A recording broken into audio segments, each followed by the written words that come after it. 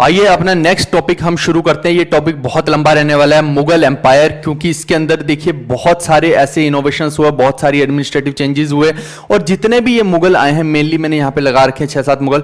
ये एम्पायर जो है बहुत काम के, इनसे क्वेश्चन भी एग्जामिनर बहुत ज्यादा पूछता है, इसीलिए ये सेशन काफी लंबा आपका रहने वाला है और सीखने को बहुत कुछ इसमें मिलने वाला है। आइए हम देखते हैं। सबसे पहले तो हम बात करेंगे बाबर की। ये 1526 से 1530 के बीच में रहा। फिर हुमायूं की बात करेंगे, फिर अकबर की बात करेंगे, ये ऐसे बढ़ते जाएंगे।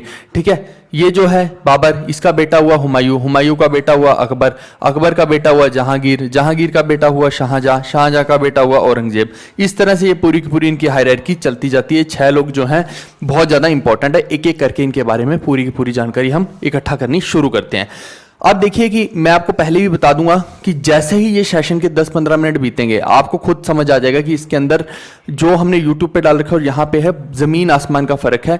इसलिए जो यहाँ पे चीजें हैं इनको आपको बहुत अच्छे से करके जाना है, क्योंकि इसमें मैंने बहुत सारा एक्स्ट्रा इनपुट लगाया है, तभी ऐसा बेस्ट आउटपुट आपको देखने को मिलेगा। आइए मैं एक एक करके दिखाता हूं, अभी समझ में आ जाएगा। 5-10 मिनट रुको, सब समझ में आएगा कि क्या एक्स्ट्रा चीजें मैंने डाली हैं, और वो इंपॉर्टेंट भी है एग्जाम के पॉइंट ऑफ व्यू से। ऐसा नहीं है कि कुछ भी डाल दिया, ऐसा नहीं किया है। बाबर जो है वो 1526 से 1530 के बीच में आया। इसका जो बर्थ प्लेस था वो था फरगना, और फरगना कहाँ है? काबुल के अंदर है।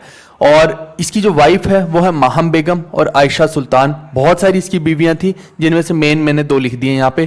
पहला अटैक इसने भेरा में किया था, और ऑटोबायोग्राफी जो इसने लिखी है, बाबरनामा लिखी है, जो कि इसने टर्किश में लिखी है।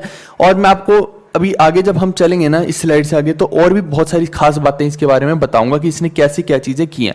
ये तो सिर्फ एक हाईलाइट है। और बैटल्स की बात करते हैं तो इसने पहला बैटल पानीपत का लड़ा। जब ये भारत के अंदर आया तो इब्राहिम लोदी को इसने खदेड़ फेंका।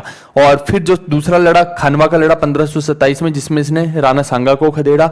और फिर तीसरा जो है चंदेरी का 1528 में, ये मेदिनी राय के अगेंस्ट हुआ। घाघरा का बैटल 1529 में हुआ, आर्मी ऑफ बंगाल और बिहार के अगेंस्ट हुआ।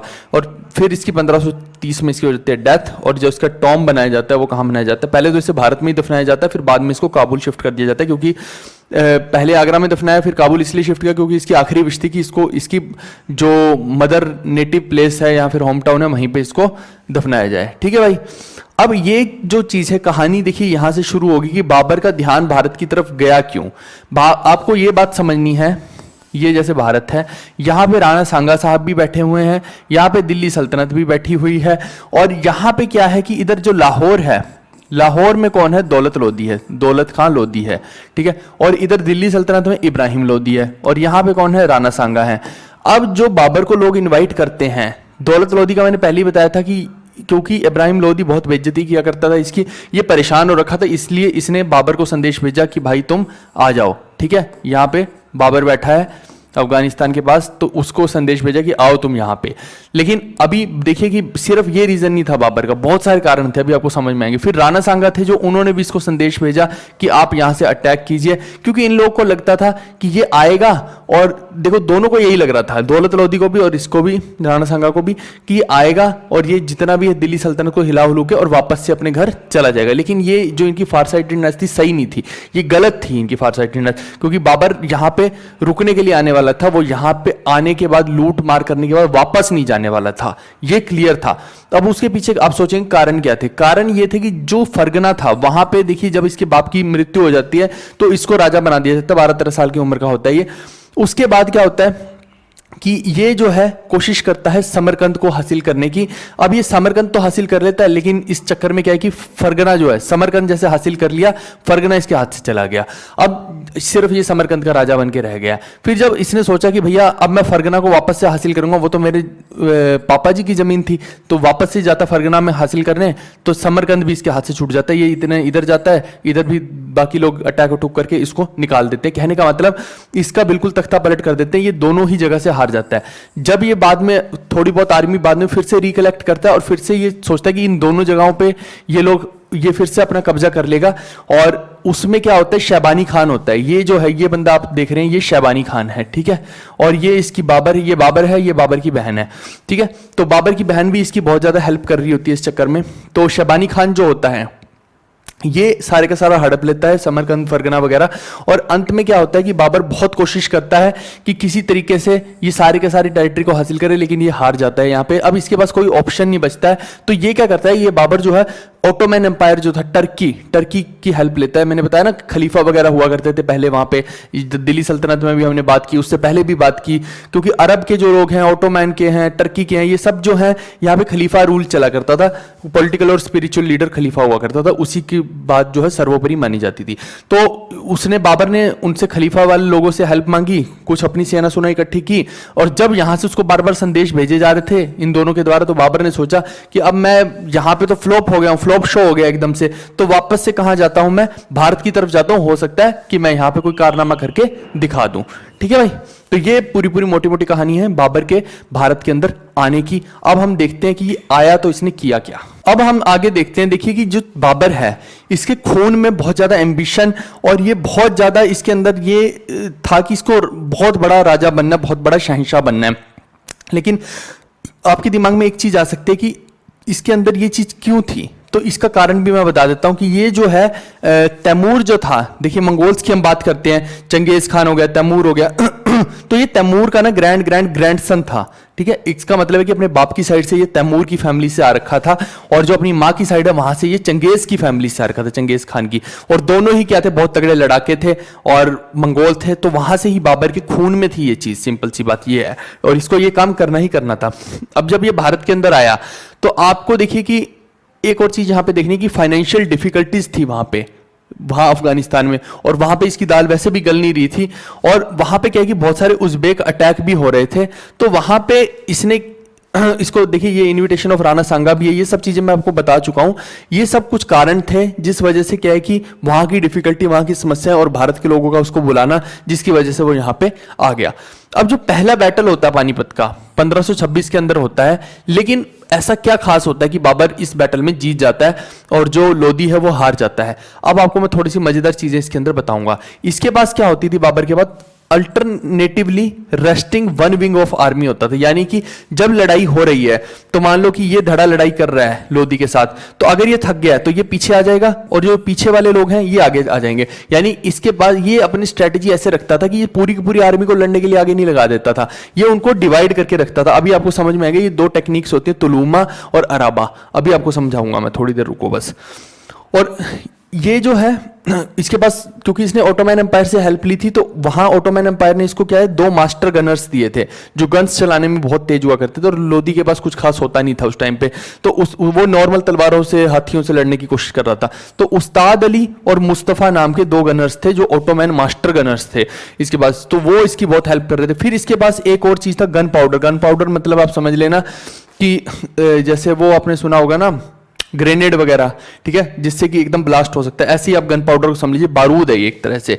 फिर scientific use of cavalry and artillery tactics. Artillery tactics मतलब तीरंदाजी की टैक्टिक्स। अब आप सोचेंगे कि आर्टिलरी तीरंदाजी की और साथ में तोपों की जो टैक्टिक्स है, ये इसमें क्या करता था मैं आपको समझाता हूं, तुलूमा और अराबा को यूज करता था। आप सोचेंगे ये क्या होता है तुलूमा और अराबा, आप ये देखना, ये देखो जरा ध्यान से, जो तुलूमा है, तुलूमा में क्या होता है, जो आर्मी है ये पूरी की पूरी, इसको ऐसे पार्ट्स में डिवाइड किया जाएगा, एक धड़ी यहां पे, एक धड़ी यहां पे, एक धड़ी यहां पे और एक धड़ी यहां पे, यानी कि आप इसको समझ लीजिए राइट, लेफ्ट, फिर टॉप, बॉटम या फिर फ्रंट, बैकवर्ड, ऐसे करके ये 4 अलग अलग धड़ियों में उसको डिवाइड कर देते थे सेना को। जैसे कि मैंने पहले भी बताया कि अगर कोई थकेगा तो वो पीछे वाली आगे आ जाएगी, आगे वाली पीछे चली जाएगी, इस तरह का सिस्टम ये जनरेट करके रखते थे, और इससे इजी भी रहता था कंट्रोल करना सारी की सारी चीजों को। यानी कि इसने बहुत ज्यादा प्रॉपरली सीक्वेंसिंग कर रखी थी हर चीज की। फिर दूसरा इसने क्या किया, जो अराबा है, अराबा किसको बोलते हैं, कार्ड्स को। ये जो दिख रहे हैं गाड़ियां सी दिख रही है ना, ये जो है ये अराबा है, ठीक है, ये अराबा है। ये जितनी भी गाड़ियां दिख रही हैं ये अपनी आर्मी के आगे खड़ी कर देते थे और इनको अच्छे खासी एक मोटी रस्सी से बांध देते थे ताकि ये गाड़ियां हिले ना, ठीक है। अब इन गाड़ियों के ऊपर बोरियां वगैरह रखी होती थी ताकि उधर से कोई तीर मारे या बंदूक उनके पास अगर है कोई मारे तो वो बोरियों में ही अटक के रह जाए। और पीछे इनके बीच में इसने स्पेस छोड़े होते थे, ये देखो ये जैसे स्पेस सा छोड़ रखा है। यहां पे इसने अपनी मास्टर गन तोप जो होती थी, कैनन्स होते थे, उनको लगा रखा था। अब क्या होता था कि यहां जो तोपची हैं इनको कोई खतरा नहीं है, क्योंकि आगे तो ये लगे हुए हैं, तो जो गोली बारूद लगेगा इनको लगेगा, तो जो तोप वाले लोग होते थे वो इजीली यहां से हमला कर सकते थे। अब यहां पे जो लोदी है, लोदी के पास एलिफेंट की सेना बहुत थी, तो उसने यहां देखिए कि जितने भी एलिफेंट थे उसके, वो इस तरफ को आ रहे थे, लेकिन यहां से गन पड़ी और वो एलिफेंट के ऊपर जैसी गन पड़ी वो वापस से उल्टे पैर हो लिए। यानी कि मैं आपको बता रहा हूं, भारत के बहुत सारे लोग ऐसे थे जिन्होंने कभी भी एलिफेंट्स को यूज नहीं किया अपनी युद्ध नीति में। उसका कारण ये था कि अगर एलिफेंट को सामने वाला आपका शत्रु कन्विंस कर दे किसी तरीके से कि वो वापस से पीछे की तरफ भागे, तो वो आप ही की सेना को कुचल के निकल जाएगा। और सबसे बड़ा कारण ये रहा, लगभग 15,000 के आसपास सेना थी बाबर के पास और 17,000 से ज्यादा सेना थी लोदी के पास, लेकिन फिर भी लोदी हार गया, क्योंकि ये जो एलिफेंट्स थे ये वापस को लोदी की सेना की तरफ ही दौड़ने लग गए और वहां से डर गए ये एलिफेंट एक तरह से समझ लो, और इन्होंने कुचल दिया पूरी की पूरी सेना को। ऐसे करके बहुत ज्यादा इसके पास टैक्टिक्स थी और बारूद तो था ही था, तो इस वजह से बाबर इसके अंदर जीत गया। ठीक है, तुलुमा और अराबा का मैंने कंसेप्ट बता दिया। पेपर के अंदर अगर आए कि तुलुमा और अराबा किसने सबसे पहले यूज किया भारत के अंदर, तो वो बाबर ने किया। ठीक है, अब जो बाबर है ये खानवा का बैटल लड़ता है 1527 में। शुरू में मैंने एक समरी बताई थी। ठीक है, यहां पे देखो ये फोटो भी आपको देख रही होगी, एक शो आया था हॉटस्टार पे द एम्पायर करके, आपके पास जब भी कभी टाइम हो तो वो भी आप देख सकते हैं। उसमें पूरी की पूरी बाबर की स्टोरी भी बता रखी है। ये देखो एलिफेंट्स वगैरह हैं जिनसे ये लड़ रहा है, तो ये सब ठीक है। एक बारी अगर आपको कभी फ्यूचर में टाइम हो तो आप देख सकते हैं, एक अपनी नॉलेज के लिए, तो उस पॉइंट ऑफ व्यू से भी आपको पता लगेगा कि ये बाबर जो था ये हसलर था, ये स्ट्रगलर था एक तरह से। क्योंकि देखिए ये सिंपल सी बात क्या है, ये बहुत तगड़ा कमांडर हुआ ना एक तरह से, जब इसने हर किसी को, आप हर जगह से हार रहे हो, फिर एक जगह पे आ रहे हो, वहां पे लोग को हरा रहे हो और खुद अपने आप को काबिज कर रहे हो, वहां का शहंशाह, ये बहुत बड़ी चीज होती है, ये कोई छोटी चीज नहीं होती है। ठीक है भाई, तो बाबर जो है इसने 1527 में डिफीट किया राणा सांगा को। और आप देखिए कि उस टाइम पे राणा सांगा जो थे 1 लाख लोगों की आर्मी के साथ ये लड़े थे। इन्होंने कंसोलिडेट कर दिया था पूरे का पूरा राजपूताना को, लेकिन फिर भी हार गए थे, क्योंकि इसके पास मैंने अभी बताया ना इसकी टैक्टिक्स अलग थी बाबर की, जिस वजह से इसने बाद में इसको हराने के बाद गाजी का टाइटल ले लिया। अब आगे देखिए कि ये चीज तो हो गई, तो इसने गाजी का टाइटल ले लिया, ये भी बहुत कम लोग को पता है, ये मैंने एक्स्ट्रा एक फैक्ट है जो इसमें ऐड ऑन कर दिया है। अब नेक्स्ट होता है बैटल ऑफ घाघरा। ये होता है 1529 के अंदर। बाबर जो है वो डिफीट करता है किसको, महमूद लोधी को और नुसरत शाह को। महमूद लोधी होता है बिहार से और नुसरत शाह होता है बंगाल से। तो धीरे धीरे बाबर क्या कर रहा है, अपना बिहार और बंगाल के अंदर भी पूरा वर्चस्व फैला रहा है, यानी इसको बेसिकली पूरे भारत में फैलना है। तो पहले नॉर्थ में फैलेगा, उसके बाद फिर साउथ की तरफ जाने की कोशिश करेगा। और इसने क्या किया, ही लेफ्ट द टाइटल मिर्जा इन काबुल। काबुल में इसको देखिए कि इसने जो टाइटल अडॉप्ट किया था, मिर्जा का टाइटल अडॉप्ट किया था, लेकिन मिर्जा एक बहुत ही हम्बल टाइटल है। इसके बाप ने भी मिर्जा का टाइटल अडॉप्ट कर रखा था, लेकिन बाद में इसने सोचा कि भैया मुझे तो ताकतवर बनना है। और एक्चुअली उस टाइम पे टिमोरिड डायनेस्टी जो होती थी, क्योंकि मैंने बोला ना ये तैमूर लंग की डायनेस्टी से था, तो उनके ऊपर बहुत ज्यादा अटैक्स हो रहे थे, तो वो इसके पास आए हेल्प के लिए। तो इसने एक तरह से उस अपॉर्चुनिटी का फायदा उठाया और पूरी डायनेस्टी के अंदर इसने बोल दिया कि चलो तुम सब की मैं हेल्प करूंगा, तुम सब मेरे अंडर आ जाओ, मेरी छत्र के अंडर, लेकिन मैं तुम सबका क्या बन गया, बादशाह। ये वही वाला हो गया, एक तरह से बादशाह हो गया, लेकिन ये बादशाह भी बोलते थे। अब जो मर्जी बोलना चाहे बोल दीजिएगा, ठीक है। बादशाह भी बोल देते हैं लोग, बादशाह भी बोल देते हैं। तो ये टाइटल इसने एक्सेप्ट कर लिया। अब बाबर एक और चीज करता है, इंट्रोड्यूस करता है 4 बाग और सिमेट्रिकली लेड आउट गार्डन्स को। ठीक है, 4 बाग किसने इंट्रोड्यूस किया, बाबर ने। और सिमेट्रिकली एकदम सही डायमेंशंस के अंदर सिमेट्रिक जो होते हैं वो इसने गार्डन बनाए यहाँ पे। और फिर बाबर ने एक और चीज किया, इसने अपनी ऑटोबायोग्राफी लिखी जिसका नाम था तुजुके बाबरी, जिसको बाबरनामा भी बोला जाता है। और एक और चीज इसने लिखी थी जो आपको शायद कम ही लोग को पता होगी, इसने किताब लिखी थी मसनवी। तो आपको ये भी याद होना चाहिए, अगर कोई कल को एग्जामिनर पूछ ले कि मसनवी किसने लिखी थी, तो वो भी बाबर ने लिखी थी। और किस भाषा में लिखी थी ये पूछ ले, ये भी पूछ लेता है, तो आप टर्किश में बोलेंगे। ठीक है, आपको लैंग्वेजेस का भी पता होना चाहिए। अब एक और चीज है कि बाबर के आने से भारत के अंदर क्या फायदा हुआ, ये मैं बताता हूं आपको। सबसे बड़ा फायदा हुआ सिक्योरिटी फ्रॉम एक्सटर्नल इन्वेजन्स, क्योंकि जो बाहर से अफगान लोग हमला कर रहे थे, बार बार भारत के ऊपर आक्रमण कर रहे थे, आप देखिए कितने लुटेरे आए। तो बाबर तो यहां पे आके देखिए बस गया एक तरह से, बाबर यहां से गया ही नहीं। अभी कारण भी बताऊंगा कि क्यों नहीं गया।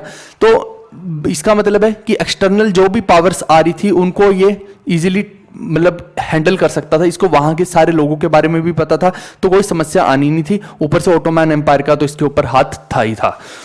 और दूसरा क्या है, इसने स्ट्रेंथन किया इंडिया के फॉरेन ट्रेड को। अब आप सोच रहे होंगे कि ये कैसे किया। देखिए ओटोमैन एम्पायर जो है, मैंने क्या बताया, जमीनी रास्ते से यूरोप की तरफ निकल सकते हो आप, और ओटोमैन एम्पायर जो है वो भारत के साथ इजीली व्यापार कर सकता है अगर उसका कोई यहाँ पे बाशिंदा जो है पूरे भारत पे राज कर रहा हो। तो यानी कि भारत से ओटोमैन एम्पायर तक जमीनी रास्ते से जो राज किया जाएगा, क्योंकि पहले समुद्री रास्ते इतने ज्यादा यूज नहीं होते थे, क्योंकि इतने ज्यादा डेवलपमेंट नहीं हो रखी थी ना भाई साइंस की, कि आपको समुद्र में गुम हो गए कहीं तो फिर पानी चारों तरफ पानी दिख रहा है, कहाँ जाए अब बताओ, नॉर्थ साउथ ईस्ट वेस्ट है।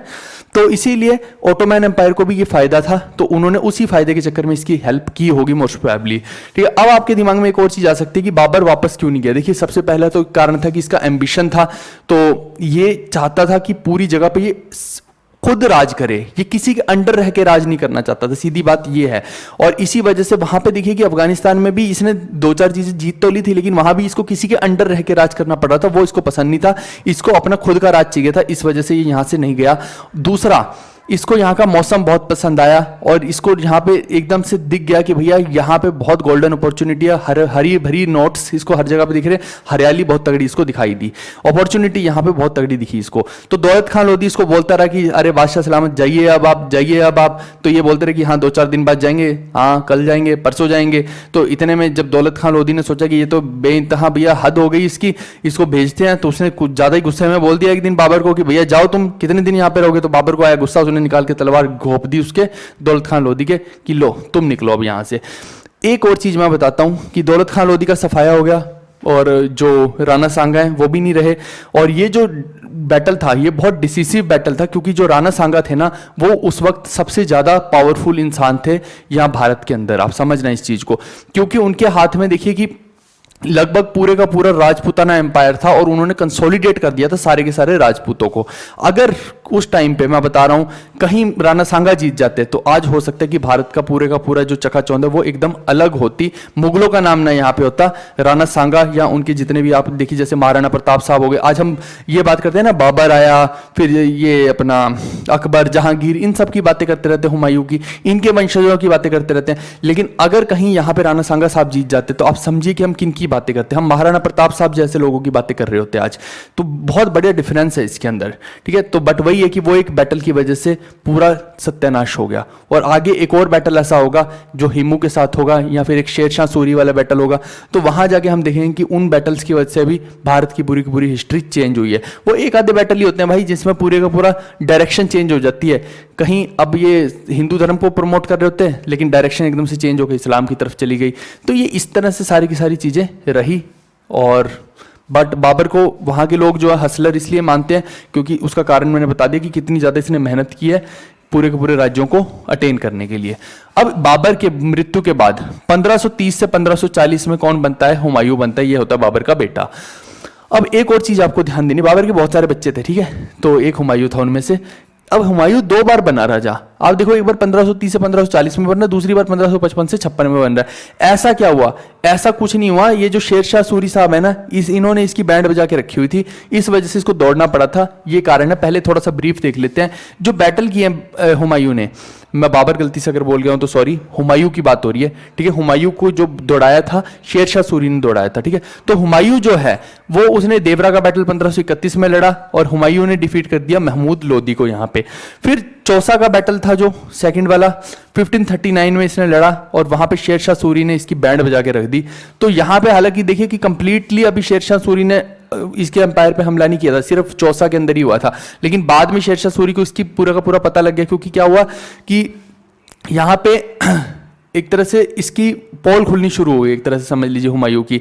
और ऊपर से जो इसकी आर्मी थी, किसी को दस्त लगे हुए हैं, क्योंकि जो मौसम था, मौसम में ये लोग रह ही नहीं पा रहे हैं उस हिसाब से, किसी को कोई बीमारी लगी हुई है, ये हकला रखे थे पूरे के पूरे। तो शेरशाह सूरी ने उस अपॉर्चुनिटी का फायदा उठाया, दोबारा से इनके ऊपर हमला किया और ये हुआ कन्नौज या फिर हम बेलग्राम का बैटल कहें। इसमें भी शेरशाह सूरी ने जीत हासिल की। हालांकि हुमायूं ने वो शेरशाह सूरी को एक खत लिख के भेजा था कि भैया तुम हमारे गवर्नर, हम तुम्हें अपॉइंट कर देते हैं, तुम्हें ये दे देते हैं, वो जागीरें दे देते हैं। शेरशाह सूरी ने इनकी एक नहीं सुनी और इनकी बैंड बजा के रख दी पूरी की पूरी। और हुमायूं को फिर खड़े पैर वहां से दौड़ना ही पड़ा और ये दौड़ के कहां छुप गया? ईरान में जाके छुप गया, ठीक है। तो यहां पे देखिए कि जो इसकी विडो थी उसका नाम था हमीदा बानो बेगम। अब हुमायूं का जो टॉम्ब है इसी ने बिल्ट करवाया है और ये जो टॉम्ब है हुमायूं का, ये यूनेस्को की वर्ल्ड हेरिटेज साइट में शामिल किया गया है। कुछ चीजें ये आपको ध्यान रखनी है भाई मेरे। अब इसने एक बिल्डिंग्स की क्या डेवलपमेंट की है वो देखते हैं। मॉस्क जो इसने बनाया है, जमाली मॉस्क बनाया है, mosque of Isa Khan at Delhi बनाया है, ठीक है। ये दो जो हैं इसने मॉस्क बनवाए हैं, तो अगर पेपर में आया तो आप तुरंत मार्क कर सकते हैं। फिर हुमायूं की जो बहन थी उसका नाम था गुलबदन बेगम, इसने क्या लिखा है, हुमायूं नामा लिखी, जिसमें हुमायूं के पूरे राजपाट और एडमिनिस्ट्रेशन के बारे में जिक्र किया गया है। फिर अगला पॉइंट है, ये एक एक पॉइंट है, ठीक है, एक ये हो गया। फिर अगला पॉइंट है जो फाउंडेशन है मुगल पेंटिंग की, वो भी हुमायूं ने ही रखी जब वो पर्शिया में था, ठीक है, ईरान में या फारस में हम कह लीजिए। जब ये फारस के अंदर भागा, ईरान इराक ये सब फारस ही हुआ करता था उस टाइम पे, तो वहां पे ये भाग गया था, ठीक है, उनके अंडर छुप गया। लेकिन ये था सुन्नी और वो लोग हुआ करते थे उस टाइम पे, वहां पे जो राज था वो शियाओं का राज था। तो दो धर्म है ना, मुस्लिम्स में भी दो लोग हैं, एक शिया एक सुन्नी है। तो वो उन लोगों ने हुमायूं को फोर्स किया कि भाई तुम्हारी हेल्प हम तभी करेंगे जब तुम सुन्नी से शिया में कन्वर्ट हो जाओगे। हुमायूं शिया में कन्वर्ट हो गया, तो उन्होंने बोला ठीक है अब तुम हमारे आदमी हो। तो तब जाके उन्होंने हुमायूं को वहां पे जगह दे दी उसकी रक्षा के लिए। लेकिन वहाँ पे रह के ये भाई साहब कुछ ज़्यादा ही कंफर्टेबल हो गए, तो वहाँ पे एक लड़की से उनको प्यार हो गया, उसी का नाम था हमीदा बानो बेगम। और ये जो हमीदा बानो बेगम है ये भी वहाँ की फारस की ही थी। तो वहाँ से फिर हुमायूं के साथ इसकी शादी कर दी जाती है और इनको फिर यहाँ से विदा कर दिया जाता है। ये पूरी की पूरी कहानी है इसकी ठीक है। बाद में फिर कहीं जाके हुमायूं वापस आएगा जब शेरशाह सूरी की डेथ हो चुकी होगी, और वहाँ पे 6th रूलर उस टाइम पे होगा। तो वो 6th रूलर सिकंदर शाह सूरी है, तो वो कहीं और बैटल में बिजी है। तो हुमायूं उसकी अपॉर्चुनिटी का फायदा उठा के लाहौर पे कब्जा कर लेगा, फिर धीरे धीरे बाकी जगह पे कब्जा करने की कोशिश करेगा। इस तरह का पूरा गेम इनका रहता है। और इसमें देखिए कि जो हुमायूं है ये दो पेंटर्स को वहां से पर्शिया से लेके आया था। एक का नाम था मीर सैयद अली और एक का नाम था अब्दुल समद या अब्दुल समद, ठीक है। ये जो है दोनों फेमस कब ज्यादा हुए, अकबर के टाइम पे हुए थे। तो अकबर ने इनको बहुत ज्यादा पैट्रोनेज दे रखी थी। अब एक और चीज देख लीजिए कि इसने और कौन सी बिल्डिंग बनवाई। एक इसने शेर मंडल लाइब्रेरी बनवाई थी और एक इसने दीनपना सिटी बनवाई थी on the bank of river Yamuna नदी के किनारे पे दीनपना सिटी इसने बनवाई थी। और शेर मंडल लाइब्रेरी वही लाइब्रेरी थी, देखिए लोगों को कंफ्यूजन होती है कि कहीं से शेरशाह सूरी ने तो नहीं बनवाई। जी नहीं, ये शेर मंडल लाइब्रेरी है, ये हुमायूं ने ही बनवाई थी। और यही जो लाइब्रेरी, इसको पढ़ने का बहुत ज्यादा शौक हुआ करता था। इसी की सीढ़ियों में ये पगला एक दिन पढ़ रहा था और पैर लुढ़का और ये नीचे को लुढ़क गया और उसके बाद ये अल्लाह को प्यारा हो गया। यानी कि ये जो राजपाट भोग पाया ना, इतना ज्यादा इसकी लाइफ में स्ट्रगल रहा, इतना ज्यादा रहा, लेकिन एट द एंड इसने फिर भी अपना राजपाट हासिल कर लिया। लेकिन एक ही साल का स्ट्रगल था इसका, मतलब एक ही साल का राजपाट भोगना था इसकी लाइफ में। आप देखो 1555 से 56 के बीच में केवल एक साल में इसने राजपाट भोगा, उसके बाद ये भी खत्म। अब देखते हैं आगे। अब हम शेरशाह सूरी की भी बात कर लेते हैं साथ ही साथ ही, क्योंकि ये हुमायूं और शेरशाह सूरी आपस में लिंक्ड है। और जो शेरशाह सूरी हैं यही वो व्यक्ति हैं जिनसे आज भी भारत का बहुत सारा एडमिनिस्ट्रेशन इंस्पायर्ड है। और अकबर जो था उसकी एडमिनिस्ट्रेशन भी इन्हीं से बहुत ज्यादा इंस्पायर्ड थी।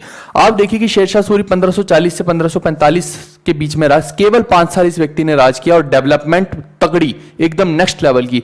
यानी इससे आपको बहुत कुछ सीखने को मिलेगा, बहुत इंपॉर्टेंट है ये, ठीक है। एक रियल नेम इनका पूछे तो फरीद खान था इनका, फरदीन खान से याद रख लेना, एक हीरो है अपने। और कहां से थे ये, सासाराम बिहार से थे।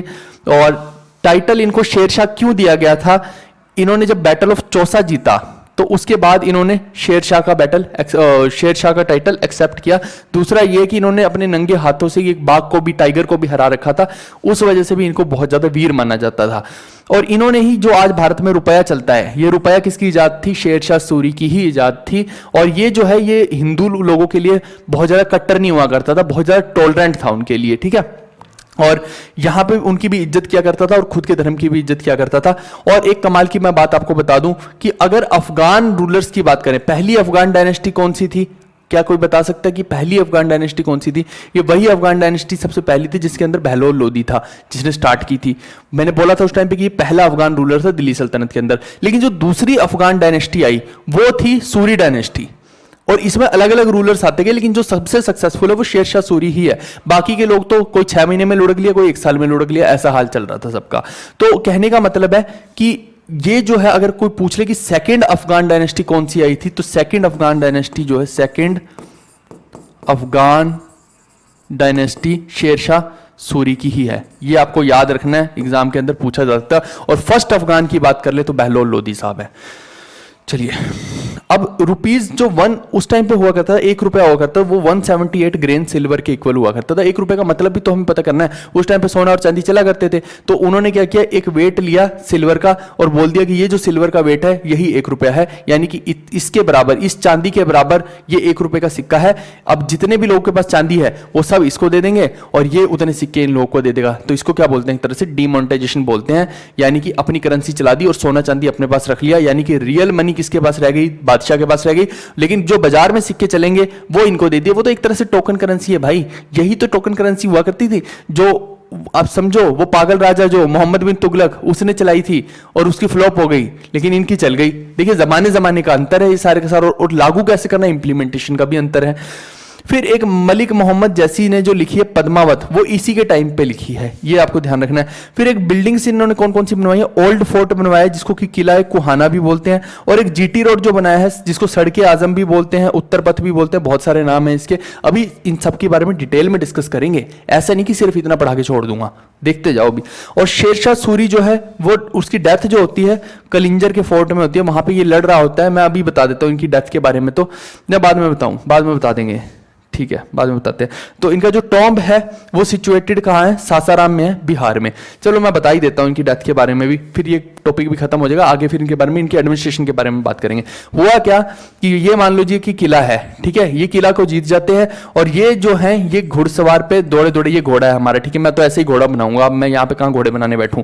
तो ये दौड़ते जा रहे हैं, पीछे से क्या होता है कि यहाँ पे कोई और होंगे वहां के रूलर, तो उनके ऊपर जो एंटी आर्मी के लोग हैं ये लगभग जीत चुके हैं बैटल को, तो वहां पे चलानी थी तोप है। और गलती से उस भाई ने क्या किया, ये जो पीछे तोपची बैठा है, इसने बेवकूफ ने इतनी अकल नहीं की। अब देखिए कि आज की डेट में डीआरडीओ वगैरह में पूरा अच्छे से ट्रेन किया जाता है यहाँ पे, कि आर्टिलरी की पूरी ट्रेनिंग दी जाएगी तब जाके किसी को दिया जाएंगे। अब देखो इनको पता है कि भैया ये हमारा बादशाह आगे जा रहा है, इन्होंने भाई साहब ने चला दी तोप और ये लगी इसी बादशाह को ही लगी, शेरशाह सूरी को ही लगी, यानी कि अपने ही बंदे की तोप से ये भाई साहब मर गए। समझिए इस चीज को, ये किले की तरफ ही तो जा रहे थे। अब ये बड़ा बेकार चीज हुई इनके साथ, तो बट ठीक है, जो भी हुआ, अब क्या किया जा सकता है इसके अंदर। तो ये भी एक डिसिसिव बैटल या फिर एक टर्निंग पॉइंट रहा सारे के सारे गेम के अंदर। आइए अब इसके बारे में थोड़ा सा जानते हैं। ये देखिए, ये शेरशाह सूरी का पूरा मैप है। ये मुल्तान देखिए, ये रावी, सतलुज, ब्यास, ये उस टाइम का भारत है। अब इसको आज के भारत के हिसाब से कंपेयर मत करना। कुछ लोग मेरे को यहाँ पे ज्ञान देने लग जाते हैं कि ये तो आपने जी मैप ऐसा बना दिया, वैसा बना दिया। भाई ये बात किस समय की हो रही है, 1540-45 की बात हो रही है। तो तुम मेरे से हाथ जुड़वा लेना कुछ लोग कि भाई इसको ये मत बोलना कि ये तो आपने भारत का मैप नहीं बनाया, पाकिस्तान का, अफगानिस्तान का, ये अलग है भाई, थोड़ा सा समझा करो। कुछ नॉनसेंस लोग होते हैं, उनको यही नहीं समझ में आती कि मैप का मतलब क्या है और कौन से समय की बात हो रही है। वो आज भी उसी टाइम की बजाय आज के टाइम में जी रहे हैं। भैया तुम्हें उस टाइम पे जाना तो उस टाइम में जाके जियो ना, आज की डेट के हिसाब से थोड़ी देखोगे हर चीज को। तो ये जो पूरे का पूरा मैप है, ये शेरशाह सूरी का राज्य हुआ करता था, यानी कि आप देख लीजिए कि बहुत बड़ा राज्य इसने स्थापित कर दिया था। नीचे तो नहीं गया, ऊपर ऊपर रहा था, ठीक है। अब इसके बारे में थोड़ा सा जान लेते हैं कि ये फाउंडर था सूर डायनेस्टी का, और सेकंड अफगान एम्पायर इसको बोला जाता है। आफ्टर इब्राहिम लोदी या फिर बहलोल लोदी जो है, उनका जो एम्पायर हुआ करता था, उसके बाद फिर ये वाला एम्पायर सेकंड था, ठीक है। ये पहला पॉइंट हो गया। फिर शेरशाह सूरी का जो एम्पायर है वो डिवाइड किया गया था पूरे का पूरे, ये मैं एडमिनिस्ट्रेशन की बात कर रहा हूं, इसको सरकार में डिवाइड किया गया था। जैसे आज की डेट में राज्यों में डिवाइड है, इन्होंने सरकार में डिवाइड कर रखा था। ये पूछा जा सकता है पेपर में कि किसने अपने पूरे के पूरे एम्पायर को सरकार में डिवाइड कर रखा था, शेरशाह सूरी ने। और ये वर्ड देखिए, सरकार भी यहीं से आ रहा है जो आज की डेट में हम यूज करते हैं। फिर चीफ शिकदार इसके अंदर हुआ करते थे, सरकार तो वही करते थे, चीफ शिकदार हुआ करते थे जिसको लॉ एंड ऑर्डर वाले अथॉरिटी बोलते थे। और फिर चीफ म्यूनसिफ जज हुआ करते थे, वो हुआ करते थे incharge of the administration in each सरकार। हर सरकार में ये लोग हुआ करते थे मेन हेड, एक तरह से समझ लेना। फिर हर सरकार जो थी वो डिवाइड होती थी सेवरल परगनाज में। ये वैसे ही है कि हर स्टेट जैसे डिवाइड है अलग अलग डिस्ट्रिक्ट्स में, तो यहां पे डिस्ट्रिक्ट को आप परगना समझ लीजिए, परगनाओं में आगे डिवाइड हो रखी है। फिर यहां पे जो हेड होता था वो शिकदार होता था, मिलिट्री ऑफिसर, और अमीन जो होता था वो लैंड रेवेन्यू ऑफिसर होता था, फोटेदार जो होता था वो ट्रेजरर होता था, करकून होता था जो वो अकाउंटेंट होता था। ये सब जो होते थे इस परगना के अंदर इंचार्ज हुआ करते थे, समझ गए। यही लोग पूरे परगना को चलाया करते थे। फिर इसके बाद जो सबसे लोवेस्ट एडमिनिस्ट्रेशन यूनिट होती थी, ये होती थी मौजा। मौजा क्या है, विलेज लेवल पे एडमिनिस्ट्रेशन। जैसे आज की डेट में ग्राम पंचायत, ग्राम सभा वगैरह होती हैं, विलेज पंचायत होती हैं जो, ठीक है। तो वो जो है ये उस टाइम के हिसाब से उसको बोलते थे मौजा। आज ये ग्राम पंचायत, विलेज पंचायत बोलते हैं, ठीक है। ये लोवेस्ट लेवल ऑफ एडमिनिस्ट्रेशन हुआ करती थी। There were also many administrative units called इक्तास।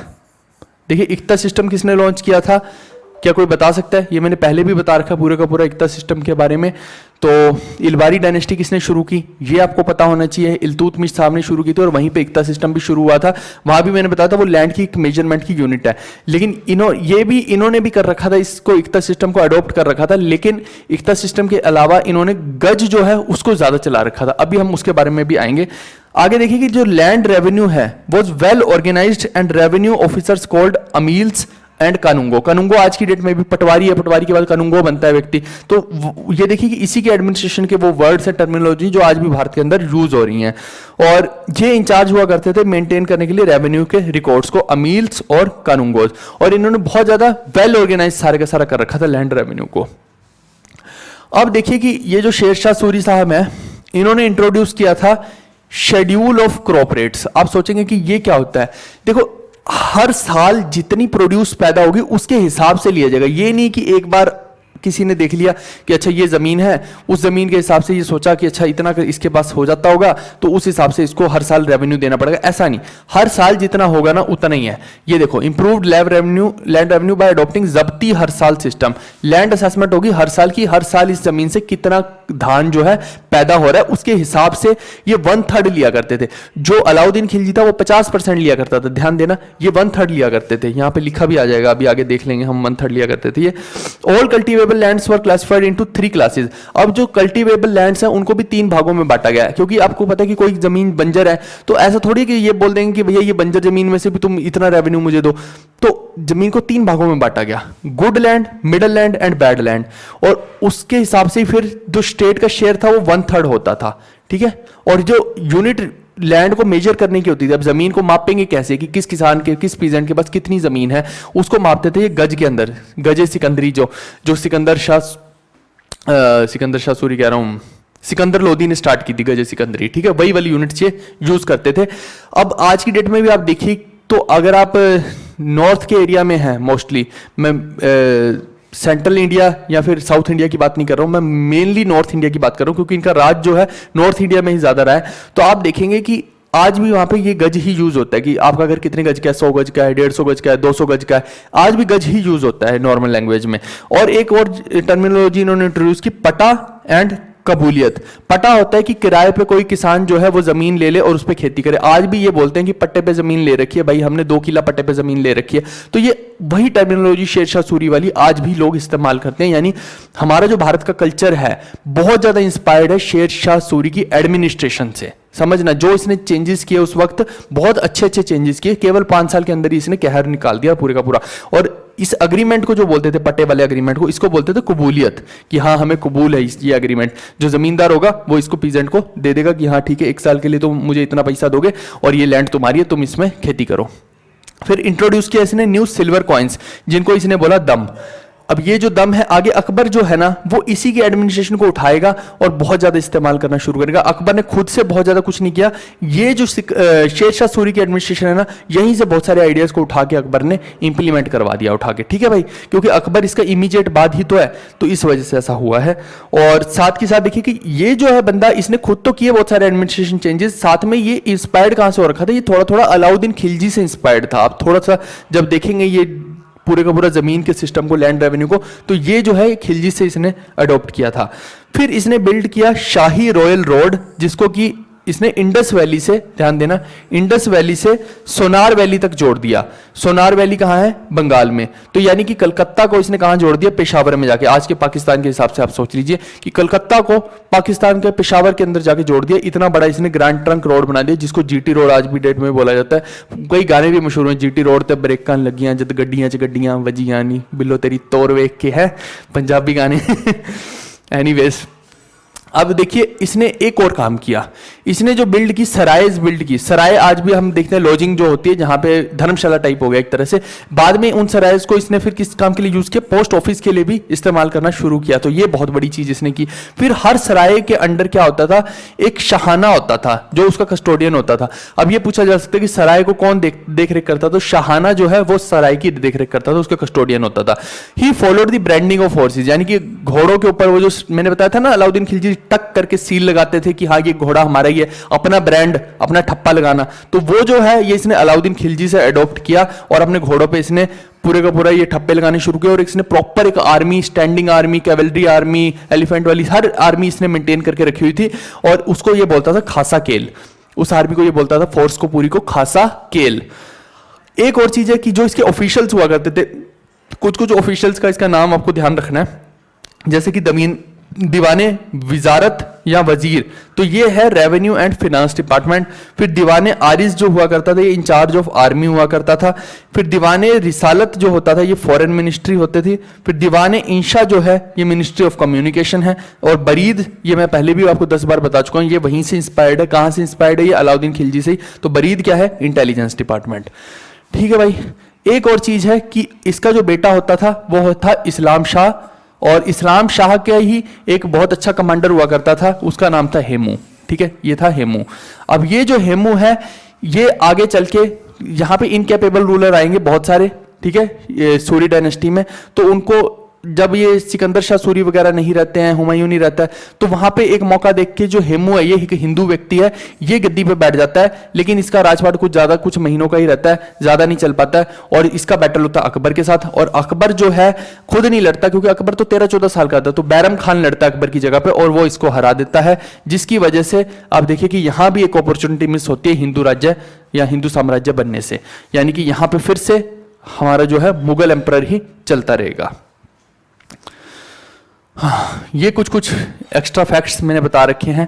ये सूर एम्पायर के बारे में बताया है, रुपया इन्होंने लॉन्च किया है, फिर इन्होंने रिवाइव किया है पाटलिपुत्र, और पाटलिपुत्र जो सिटी थी उसको एज ए पटना बना के इन्होंने रिवाइव किया। ये पूछा जा सकता है कि पटना को या पाटलिपुत्र को रिवाइव किसने किया, तो शेरशाह सूरी ने ही किया है। फिर इन्होंने टाइगर को मारा था अपने खाली सिर्फ हाथों से, इस वजह से ये बहुत ज्यादा फेमस हुए थे। मैंने पहले भी बताया, जीटी रोड का तो मैंने पहले ही बता दिया है आपको। और ये गन पाउडर एक्सप्लोजन से मरे थे, वही कि पीछे से भाई इसके बेवकूफ आदमी ने वो चला दिया, बारूद चला दिया, और वो जाके इन्हीं को लग गया, जिसकी वजह से ये नहीं रहे। ये कुछ मैंने हिंदी में सेम ही चीज लिखी हुई है, ये आप देख सकते हैं। ठीक है, अब जो है शेरशाह सूरी गया, और उसके बाद फिर कौन बैठ जाता है गद्दी पे, हुमायूं बैठ जाता है। किसको हरा के, सिकंदर शाह सूरी को। सिकंदर शाह सूरी जो होता है वो 6वां डायनेस्टी का व्यक्ति होता है, 6th रूलर होता है। तो 6th रूलर को हरा के हुमायूं बैठता है गद्दी पे, लेकिन हुमायूं के बाद फिर से उथल पुथल मचती है, तब हेमू बैठता है। फिर हेमू को हरा के बैरम खान फिर अकबर को बिठा देता है गद्दी में। तो अब जो राज आने वाला है वो आने वाला है अकबर का, और ये बहुत इंपॉर्टेंट है। अकबर जो हमारे पॉइंट ऑफ व्यू से बहुत इंपॉर्टेंट है। ठीक है, 1556 से 1605 के बीच का अकबर का टेन्योर है, जैसे कि आप देख सकते हैं, फोटो भी लगा रखी है। ये 15 अक्टूबर 1542 में इसका पैदावार हुई है कैसा लग रहा है, फसल है जैसे। ठीक है, अमरकोट के अंदर। और राजा वीरसाल हुआ करते थे, उनके महल के अंदर ये रहा था। क्यों आप सोचेंगे, तो उसका कारण ये है, हिंदू राजा थे वो वीरसाल। उसका कारण है कि हुमायूं जो था उस टाइम पे बिजी था अपना पूरा का पूरा एम्पायर बनाने में, वो युद्ध लड़ने में बिजी था। तो उसने अपनी बेगम और बच्चों को राजा वीरसाल के यहाँ पे शरण दिलवा दी थी, और वहां पे ये हिंदू लोगों के साथ ही बातचीत करता था। और यानी कि एक तरह से अब देखिए ना कि जो बच्चा शुरू से ही भारत के अंदर रहने लग जाएगा, तो वही संस्कार, वही सारा कल्चर उसको अपना लगने लग जाएगा। लेकिन जो बंदा बाहर से आया, मान लो बाबर बाहर से आया, तो वो यहाँ की जमीन को, यहाँ के लोगों को अडॉप्ट नहीं कर पाएगा। लेकिन जो अकबर था उसके अंदर इतनी टॉलरेंस पावर कहां से आई, क्योंकि वो यहीं का व्यक्ति था। ठीक है, और ऊपर से वो कहां रह रहा था, देखिए अमरकोट के अंदर रह रहा था। तो यहां पे एक वही है ना, खरबूजे को देखे खरबूजा रंग बदलता है, तो यहां से ही उसके अंदर कुछ चीजें एडॉप्ट उसने की, हिंदुइज्म की भी, जिसकी वजह से बहुत ज्यादा टॉलरेंट रहा धर्म को लेकर अकबर। फिर जो इसके फादर और मदर है, तो हुमायूं फादर है और हमीदा बानू जो है वो बेगम है। वाइफ की बात करें तो बहुत सारी इसकी कंसोर्ट हुई हैं, वाइफ्स हुई हैं, तो जिसमें से कुछ है रुकैया बेगम, जोधाबाई को हीर कुंवारी या फिर हरका बाई भी बोल देते हैं। अब देखिए जोधा जो है ये टाइटल है, क्योंकि ये जोधपुर की राजकुमारी थी इसलिए इनको टाइटल दे रखा था जोधा अकबर ने। लेकिन यही टाइटल आगे जब हम चलेंगे जहांगीर की वाइफ को भी मिलता है, तो ये सिर्फ इस वजह से कि जोधपुर से जो राजकुमारी उसको जोधा बोल देते इसलिए जोधाबाई बोला हुआ है, ठीक है। ऑफिशियल लैंग्वेज जो मुगल एम्पायर की होती थी, ये कुछ कुछ एक्स्ट्रा फैक्ट्स हैं, वो पर्शियन हुआ करती थी, ये ध्यान देना, पर्शियन मतलब फारसी हुआ करती थी। लेकिन अगर मैं बोलूं ऑफिशियल लैंग्वेज ऑफ दिल्ली सल्तनत, ये अक्सर हम लोग टर्किश बोल देते हैं, लेकिन एक मैं आपको थोड़ी सी चीज बताता हूं कि जो दिल्ली सल्तनत थी वहां पे दोनों लैंग्वेजेस यूज होती थी, पर्शियन भी और टर्किश भी, तो दोनों को इस्तेमाल कर लिया करते थे क्योंकि ये ज्यादातर इसके अंदर टर्क्स आए थे। बट अगर आपको ऑफिशियल लैंग्वेज एग्जाम में आ जाए ना, तो आप इसको टर्किश मत करना, आप इसको भी पर्शियन ही लिखना, ठीक है। तो क्योंकि अब हमें तो एसएससी के पॉइंट ऑफ व्यू से या जो वनडे एग्जाम्स हो रहे हैं उसके पॉइंट ऑफ व्यू से करना पड़ेगा, तो वो जब भी हम देखते हैं हर किताब के अंदर ये जो है ऑफिशियल लैंग्वेज दिल्ली सल्तनत की भी पर्शियन ही बोलते हैं, तो आपको यही मार्क करके आना है, ठीक है। अब आगे बढ़ते हैं। फिर जो अब्दुल रहीम खाना है, इन्होंने बाबरनामा को Turkish to Tuzuk-e Baburi in Persian, यानी कि जो बाबरनामा थी जो टर्किश में थी, क्योंकि बाबर ने टर्किश में लिखी थी, बाबर खुद भी एक टर्क ही था एक तरह से, आप समझ लीजिए।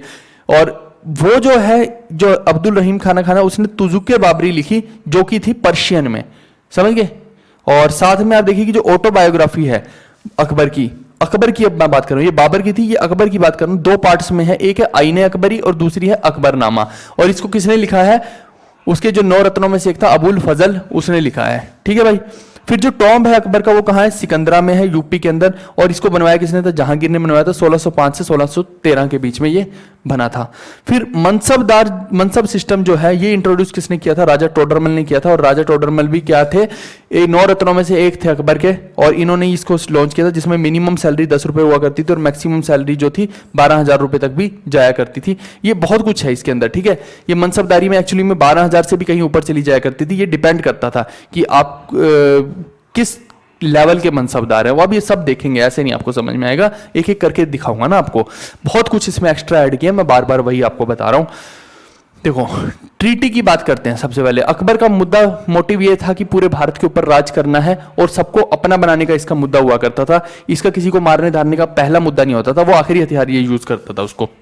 तो 1556 से 1560 के बीच में बैरम खान रीजेंसी थी, यानी कि इस टाइम पे कौन संभाल रहा था, बैरम खान ही संभाल रहा था। और अकबर ने उसको टाइटल दिया था खाना, यानी कि एक तरह से सेनापतियों का भी सेनापति, बहुत बड़ा टाइटल एक तरह से दे रखा था।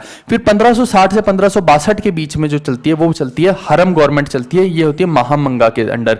महामंगा इसकी एक तरह से मुंह बोली माँ है जो इसका लालन पालन कर रही होती है। उधर बैरम खां पूरे का पूरा एक्सपेंशन कर रहा होता है और यहाँ पे जो सारे का सारा संभाल रही होती है वो महामंगा संभाल रही होती है। इसको पेटीकोट गवर्नमेंट या हरम गवर्नमेंट भी बोलते हैं। और इसीलिए महामंगा की जो है बहुत ज्यादा वैल्यू शुरू हो जाती है, क्योंकि वो डायरेक्ट अकबर के कांटेक्ट में है, तो वो अपना भी राज एक तरह से चला रही होती है, यहाँ पे अपनी चला रही होती है बहुत ज्यादा। फिर 1562 की बात है, ट्रीटी ऑफ आमेर होती है किंग भारमल के साथ, जो कि आप यहाँ पे देख सकते हैं। आई थिंक जोधाबाई का यहीं पे ही सारा का सारा सीन होता है ना, तो ये हमने मूवी के अंदर देख भी रखा है। फिर 1563 में एबोलिश करता है अकबर पिलग्रिमेज टैक्स को, यानी कि आप अगर तीर्थ यात्रा पे जाएंगे तो आपको कोई टैक्स नहीं देना है। फिर 1564 में एबोलिश करता है जजिया को, जो कि हिंदुओं से लिया जाता था, ये इसने बहुत बड़ा एक कदम उठाया।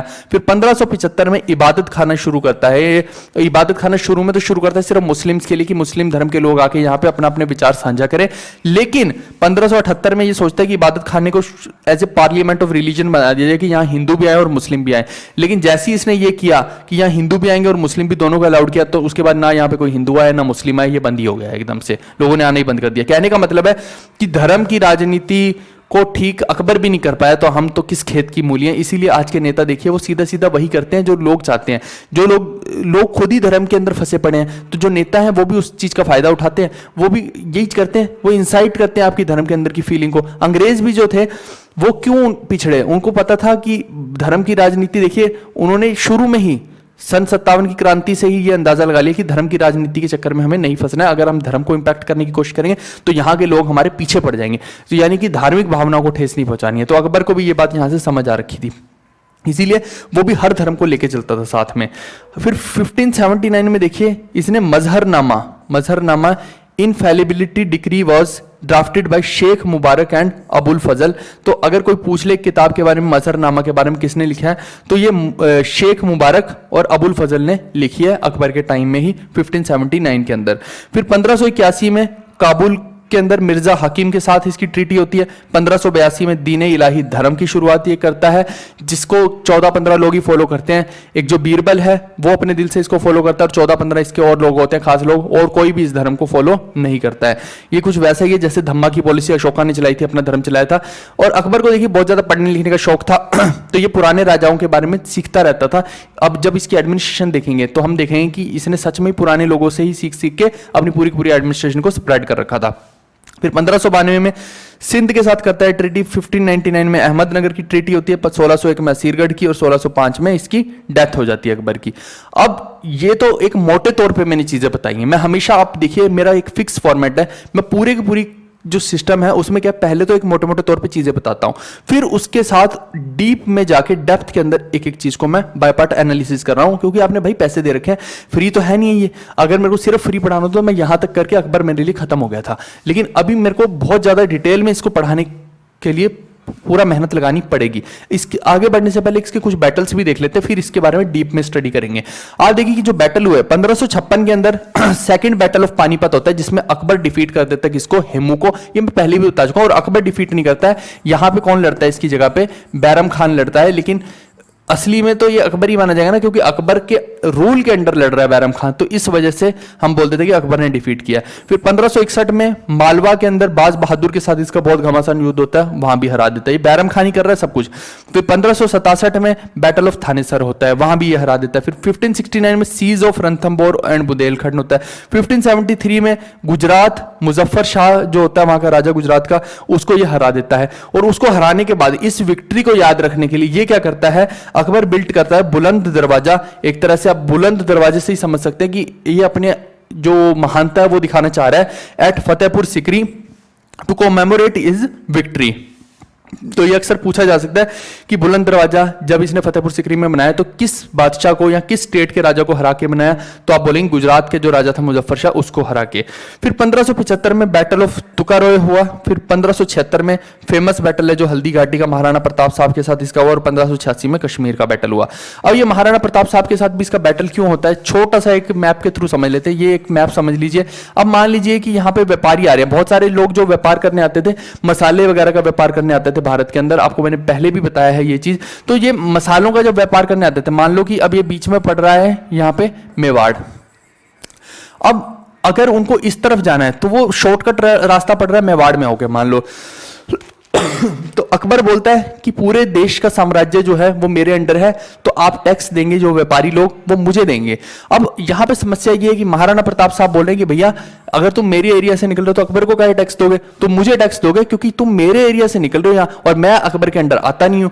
तो यहां पे टसल खड़ी हो जाती है। इस वजह से ये व्यापारियों के चक्कर में होती है सारी की सारी टसल खड़ी, क्योंकि अदरवाइज तो मेवाड़ इतना छोटा है कि अकबर को अपनी इतनी सेना खराब करने की, इतना जिद करने की जरूरत ही नहीं थी। उसे क्या जरूरत थी एक छोटे से मेवाड़ को हासिल करने के लिए। आप देखिए ना, जिसके पास पूरा भारत हो छोटे से मेवाड़ के चक्कर में कहां फंसेगा। और यही चीज आप देखिए कि अशोका के साथ भी होती है। वो भी देखिए पूरा भारत उसके अंडर है और वो कलिंगा की जगह वहां पे जाके फंस गया। बताओ, कलिंग को हासिल करने में लगा हुआ है। वही चीज अकबर कर रहा है यहाँ पे। तो यहाँ पे टसल ये जो है सारी की सारी ये व्यापारी लोग करवाया करते थे। ये इनकी ही हरकतें होती थी, बस इनको अब देखिए वो भी अपनी जगह पे गलत नहीं है, वो किस किस को पैसे देते फिरेंगे। तो इस चक्कर में सारे का सारा खेल हो जाता है और ये पूरे का पूरा युद्ध होता है, और जिसमें महाराणा प्रताप बहुत तगड़ी टक्कर देते हैं। अब ये जो है टक्कर तो देते हैं, लेकिन क्या है कि अब उसकी सेना ही इतनी बड़ी होती है, और उस अकबर की तरफ से कौन लड़ रहा होता है, मान सिंह लड़ रहा होता है। जो योधाबाई है वो मान सिंह की एक तरह से बुआ है, ये समझ लीजिए। और मान सिंह को भी राजा का टाइटल दे रखा है, राजा मान सिंह बोलता है अकबर उसको राजा का टाइटल अकबर किसी किसी को दिया करता था, हर किसी को नहीं दिया करता था। तो राजा मान सिंह लड़ता है यहाँ पे, राजपूत को राजपूत से अकबर लड़वा रहा है। और एट द एंड देखिए कि महाराणा प्रताप साहब कितने टाइम तक यहाँ पे रहेंगे, लेकिन फिर भी वो बहुत बहादुरी से लड़े।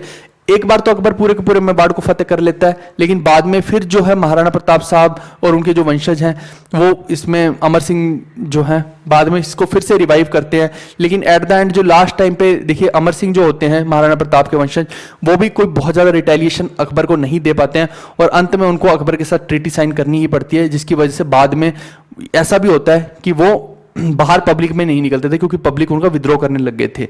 ये भी एक चीज रही है। और जो महाराणा प्रताप साहब की डेथ होती है वो ये बोला जाता है कि वो शिकार पे गए थे, जिस वजह से कोई उनको या तो वेपन लगा या कोई खरोंच लगी, जिस वजह से उनको इन्फेक्शन फैल गया और उनकी इससे डेथ हुई है। ठीक है भाई, तो ये पूरी की पूरी कहानी रही मेवाड़ की। अब आप सोचेंगे कि महान कौन था, अकबर महान था कि महाराणा प्रताप साहब महान थे? मैं आपको आज एक छोटे से एग्जांपल से बता देता हूं। आप मेरे को बताओ कि आज आपको मोदी गवर्नमेंट की किसी पॉलिसी के सामने खड़ा कर दें आप, तो आपको 4 डंडे पुलिस वाले लगाएंगे, आप दौड़ते नजर आएंगे। 4 डंडे पुलिस वाले लगाएंगे, आप दौड़ते नजर आएंगे। यहां पे महाराणा प्रताप साहब पूरे के पूरे भारत देश का जो सम्राट है उसके साथ भिड़ रहे थे अकेले, छोटा सा एक मेवाड़, और नाक में दम कर रखा है अकबर के। आप देखो, 1 बार नहीं, 2 बार नहीं, 10 बार उसकी नाक में दम कर दिया है, नाक में। ठीक है, ज्यादा दिमाग मत चलाओ तो ठीक है, तो इस वजह से हम बोलेंगे कि क्योंकि इन्होंने इसकी अधीनता स्वीकार नहीं की, तो इस वजह से हम बोलेंगे कि ये व्यक्ति बहुत ज्यादा महान थे। एक इनके बारे में और गलत चीज लोग बोलते हैं। लोग बोलते हैं कि इनके जो महाराणा प्रताप साहब के अस्त्र शस्त्र थे, जो इनका कवच था 200-200 किलो के थे, पता नहीं 250-250 किलो के थे, ऐसी ऐसी बातें करते हैं। देखिए, हमें जो ऐसी ऐसी चीजें हैं ये नहीं बोलनी चाहिए, उसके पीछे कारण है। इलॉजिकल और जो साइंटिफिक चीजें नहीं है उनको बिल्कुल बात नहीं करनी चाहिए। आप देखेंगे जब जाके वहां पे आज भी इनके वंशज जिंदा हैं महाराणा प्रताप साहब के, तो लगभग 35 केजी के इनके जो अस्त्र शस्त्र हुआ करते थे। ठीक है, तो आपको ये बिल्कुल भी कंफ्यूज नहीं करना है कि इनके जो अस्त्र शस्त्र या ये जो कवच पहना करते थे बहुत भारी हुआ करते थे कि कैसे हुआ करते थे। ये केवल 35 केजी के थे, और 35 केजी को पहन के लोहे को जब आप लड़ने जाओगे एक 7 फुट का आदमी, तो खुद समझो कि कितना मुश्किल होगा। तुम 2 किलो लेके थोड़ा सा लड़ाई करके दिखा दो मेरे को, तो मैं नाम बदल दूं अपना, है ना। तो ये पूरे के पूरे हो गए अकबर के बैटल। अब पढ़ते हैं इसके बारे में हम डीप में स्टडी। आइए अब देखते हैं अकबर की एडमिनिस्ट्रेशन के बारे में। आप देखिए कि जो इसका एम्पायर था वो डिवाइड था सूबास के अंदर। सूबा क्या होते हैं? जैसे आपने एक वर्ड सुना होगा सूबेदार, ठीक है, सूबेदार वर्ड सुना होगा आपने। सूबा होता है प्रोविंसेस। आज की डेट में भी आप देखिए मिलिट्री के अंदर आपने सूबेदार वर्ड सुना होगा कि उसके पापा तो सूबेदार लग रखे हैं। और ये जो है सूबादार जो होता है ये उस पूरी प्रोविंस का संभालता है, एक तरह से हेड होता है, और वो सारे के सारे पॉलिटिकल और मिलिट्री फंक्शंस वही करता है। और यहीं से ये शब्द आता है सूबेदार। मिलिट्री के अंदर भी आज की डेट में भी ये यूज किया जाता है, ठीक है। और हर सूबा के अंदर अलग अलग तरह के ऑफिशियल्स होते हैं। इस सूबेदार के अंदर दीवान हो गया, बख्शी हो गया, सदर हो गया, काजी हो गया, तो ये अपने अपने फंक्शंस को परफॉर्म करते हैं, ठीक है भाई। इसके बाद another division of the empire होती है जागीर। आपने ये सुना होगा कि हाँ इस बादशाह ने उसको इतनी सारी जागीरें दे दी, ठीक है। तो ये जो जागीर है ये एक चीज हो गई, खलीसा एक चीज हो गई, इनाम एक चीज हो गई। तीनों अलग अलग चीजें होती है। जागीर जो है यूजुअली जो इनके नोबल्स हुआ करते हैं, नोबल्स मतलब कि ब्यूरोक्रेट्स हुआ करते हैं, उनको दी जाती है। जैसे बादशाह ने खुश होकर बोल दिया कि भैया बीरबल तुम बहुत बढ़िया काम कर रहे हो, आज से 5 जागीरें तुम्हारे नाम, ठीक है। तो ऐसे कर दिए। ये परमानेंट नाम नहीं होती है, वहां से जो रेवेन्यू वगैरह आएगा वो इनको मिलता रहता है, उसका एक शेयर वो होता है, ठीक है। और ऐसे ही जो खलीसा होता है ये जो रिजर्व रहता है ये सिर्फ और सिर्फ रॉयल लोगों के लिए, जो शाही लोग हैं उनके लिए रहता है। और इनाम जो रहता है ये रिलीजियस लोग होते हैं, जैसे कि जो भी इनके मौलवी वगैरह होंगे या किसी पंडित ब्राह्मण को इसने दे दिया, इस तरह का सिस्टम रहता है इसके अंदर, जिसमें कि हाफ लैंड जो होती है उस जागीर के अंदर वो तो कल्टिवेबल होती है और हाफ जो होती है वो अनकल्टिवेटेड होती है। फिर इसके बाद ये भी देखिए कि परगना और सरकार को यूज कर रहा है। और ये अब सब चीजें आप देखेंगे ध्यान से तो ये कहां से आ रही हैं? शेरशाह सूरी से आ रही हैं। वहां पे भी हमने यही तो देखा सब चीजें। तो ये अगेन शेरशाह सूरी को बहुत ज्यादा फॉलो कर रहा है। खुद पढ़ा लिखा नहीं था लेकिन ये किताबें बहुत ज्यादा अपने साथ बिठा के अबुल फजल वगैरह को सुना करता था, तो वो इसको सुनाया करते थे, वहां से सीखता बहुत था अकबर, ठीक है। और ये फिर आगे इनकी सब डिविजन्स प्रोविंसेस की बनती थी। फिर वहां पे आगे फौजदार बनते थे जो कि लॉ और ऑर्डर को मेंटेन करेंगे। फिर अमल गुजार बनते थे जो लैंड असेसमेंट करेंगे और रेवेन्यू की कलेक्शन करेंगे। और यही जो दोनों होते थे ये दोनों चीफ ऑफिसर हुआ करते थे सरकार के। सरकार क्या है? परगना और सरकार के अंदर डिवाइड कर रखा है ना, ये लोकल गवर्नमेंट की बात हो रही है, ठीक है भाई। अब आगे चलते हैं। अब लैंड रेवेन्यू एडमिनिस्ट्रेशन इसकी देखते हैं कि ये लैंड रेवेन्यू कैसे लेता था। देखो राजा टोडरमल ने क्या कर रखा था, एक सिस्टम क्रिएट किया था जिसको जब्ती सिस्टम बोलते हैं। अब जब्ती हर साल सिस्टम किसने क्रिएट किया था? यूजुअली पहले हम देखते हैं तो शेरशाह सूरी साहब ने किया था। फिर इसमें क्या किया गया कि लैंड रेवेन्यू में जब्ती और बंदोबस्त दो सिस्टम्स को क्रिएट किया गया, जिसके अंदर हर साल ये लोग देखते होंगे कि कितनी कल्टीवेबल है, कितनी नहीं है, कितनी उसके अंदर धान हो रही, कितनी नहीं। फिर एक सिस्टम इन्होंने मेंटेन किया धाशाला का। अब ये क्वेश्चन कैसे आते हैं, वो सीधा पूछेगा जब्ती सिस्टम के किसके द्वारा लॉन्च किया गया। अगर तो शेरशाह सूरी है तो जब्ती हर साल लिखा होगा, सिर्फ जब्ती लिखा है तो फिर अकबर आएगा, सिर्फ बंदोबस्त लिखा है तो अकबर आएगा, दाशाला लिखा है तो अकबर आएगा। अब बेशक से अकबर के नवरत्न कर रहे हैं लेकिन नाम तो अकबर का ही लगेगा भाई, ठीक है। और इसमें क्या होता था, हर साल रेवेन्यू को फिक्स कर दिया जाता था। एवरेज यील्ड ऑफ लैंड जो होती है ना, जो लैंड है, जमीन है, उसमें ये देख लिया जाता है कि लगभग इतना सा धान हो रहा है हर साल। और पिछले कुछ सालों का देख लेते थे, पिछले जैसे 10 साल का देख लेते थे कि अच्छा हर साल इस लैंड से इतना इतना धान हो रहा है, उसके 10 सालों का एवरेज निकाल के और ये फिर फिक्स कर देते थे कि इस लैंड से हम इतना ही लैंड रेवेन्यू हर साल लेंगे, ताकि इनको ये चक्कर ना रहे बार बार की चेक करना पड़े कि जाके कि बार बार हर साल लैंड पे कितना वो आ रहा है धान, फिर उसको चेक करेंगे, वो सब करेंगे, ठीक है। और ये एक तरह से क्या था, इंप्रूव्ड वर्जन था जब्ती सिस्टम का, समझ गए इस चीज को।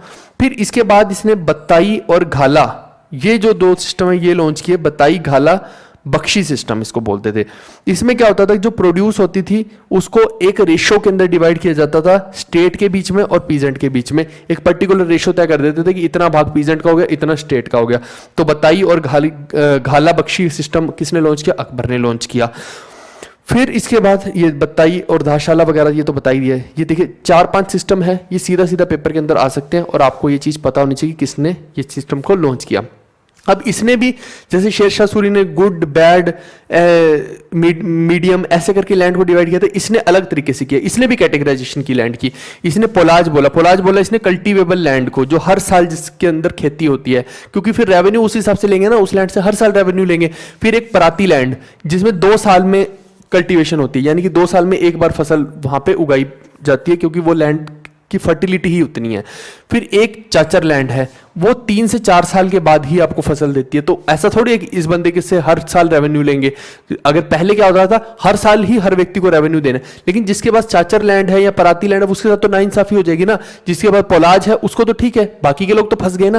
लेकिन इस सिस्टम ने इस चीज को ठीक किया एक तरह से। फिर जिसके पास बंजर लैंड है वो तो बेचारा वैसे ही मारा जाएगा, क्योंकि उसमें क्या होता है 5 या 5 से भी ज्यादा सालों में कभी एक बार धान निकलती है, तो फिर तो दिक्कत हो जाएगी भाई कि फसल अगर एक बार ही निकलेगी 5-6 साल के बाद, तो वो हर साल कैसे दे देगा। तो ये जो सिस्टम था इसने इसको इंप्रूवाइज किया।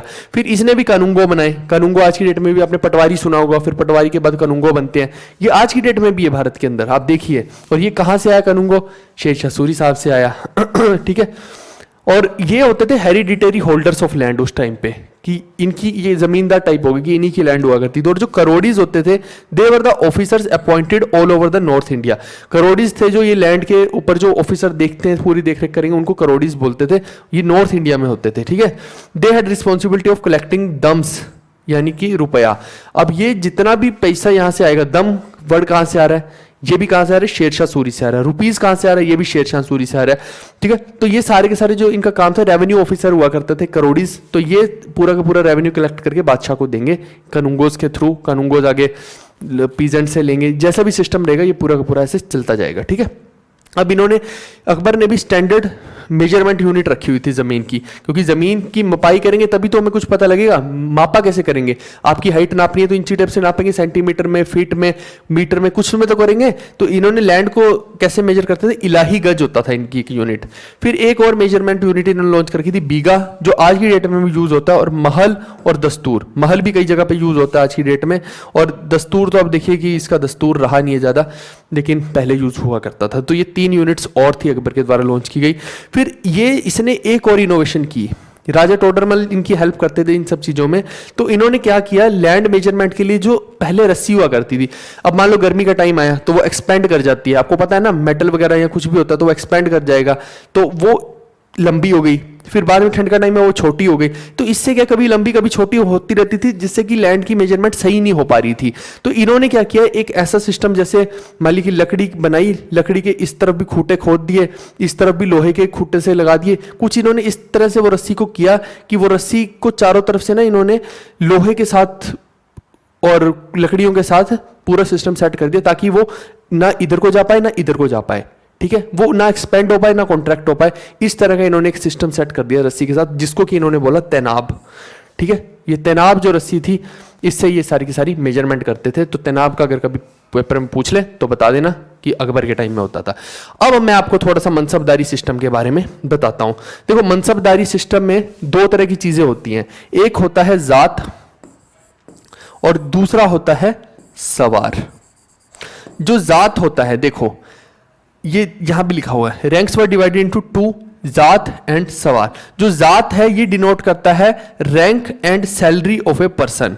It indicates the number of soldiers under the mansabdar. मनसबदार अब इस तरह से समझिए कि जो आज की डेट में जैसे आप आईएएस ऑफिसर्स समझ लीजिए, ऐसे उस टाइम पे जो ऑफिसर्स हुआ करते थे इनके, उनको मनसबदार बोला करते थे।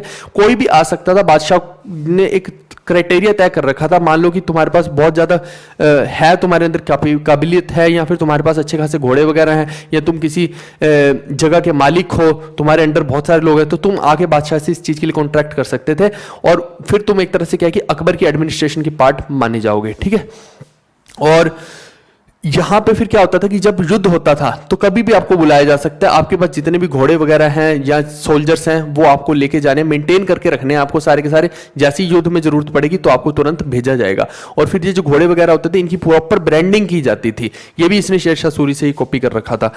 और यहां पे सवार जो होता था, it indicated the number of sawars had to be maintained by person.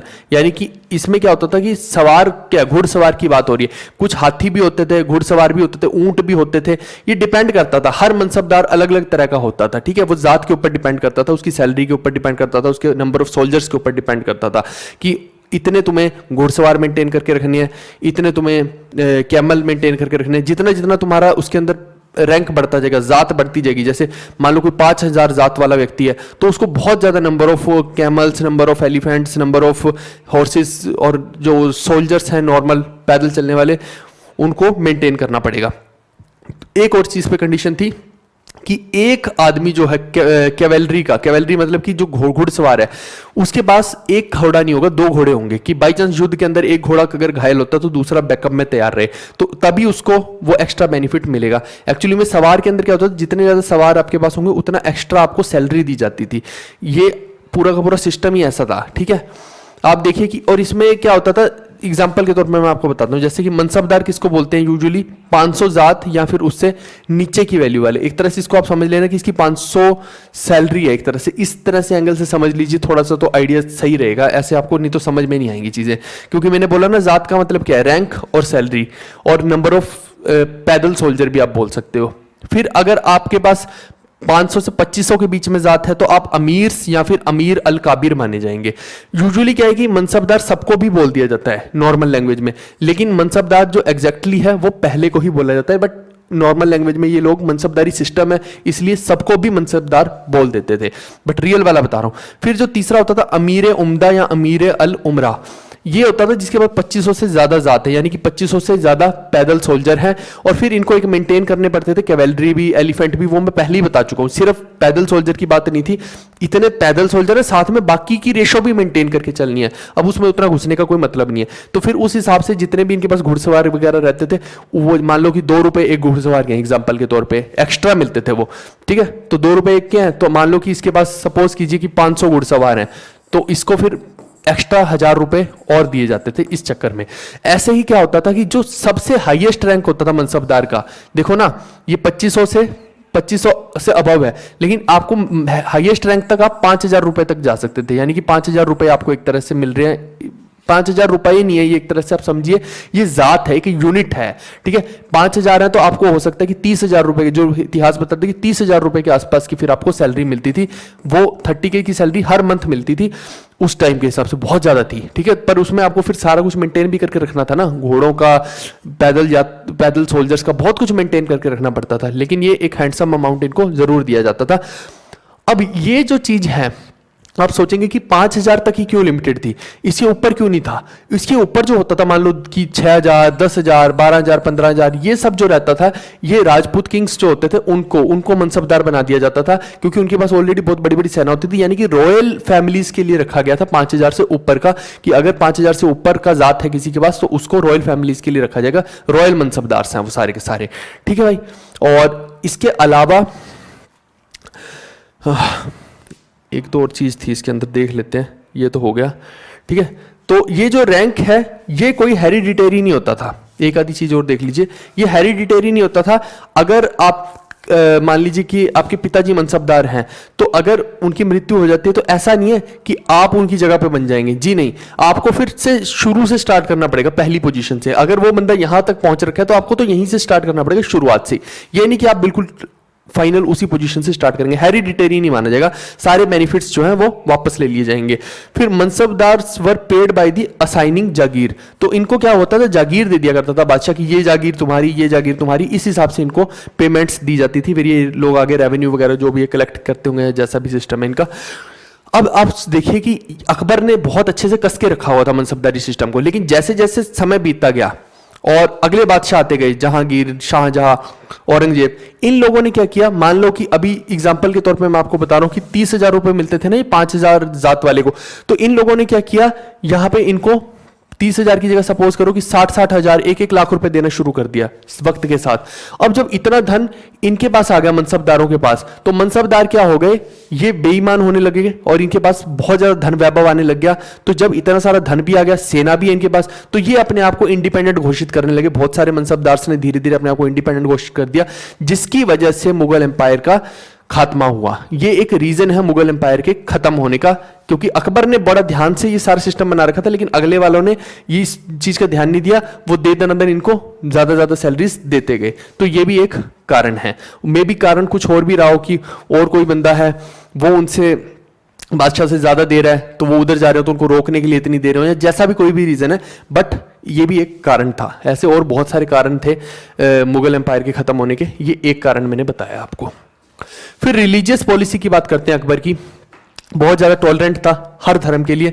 इसने ये हमेशा एडवोकेट करता था सुलह कुल को, यानी कि यूनिवर्सल पीस का आइडिया रखता था ये, कि पूरे के पूरे कुल में, कुल मतलब परिवार के अंदर सुलह होनी चाहिए, चाहे किसी भी धर्म की आप, ऐसा नहीं आपके साथ की कोई बेईमानी की जाएगी। फिर ये डिस्क्रिमिनेशन तो नहीं करता था, मैंने पहले बता दिया। अबुल फजल जो हुआ वो अकबर की हेल्प करता था in framing a vision of governance around this idea of sulh kul. अब ये अबुल फजल क्या था, ये 9 रत्नों में से एक था और ये था पोइट। अब पढ़ा लिखा बहुत था, इसलिए ये जो सुलह कुल है, क्योंकि ये एक रिलीजियस मैटर हो गया, तो इसमें फिलोसफर्स हैं, पोइट्स हैं, वही हेल्प करेंगे ना, तो ये इसकी हेल्प करता था। दूसरा, थोड़ा सा विमेन एम्पावरमेंट के लिए और औरतों को भी चीजों का पता लगे, उसके लिए अकबर ने क्या किया, झरोखा दर्शन को इंट्रोड्यूस किया। फिर मोहम्मद हुसैन नाम का एक व्यक्ति था जो कि अकबर का फेवरेट कैलीग्राफर था। अगेन देखिए ये बहुत इंपॉर्टेंट चीजें हैं, झरोखा दर्शन हो गया, मोहम्मद हुसैन हो गया।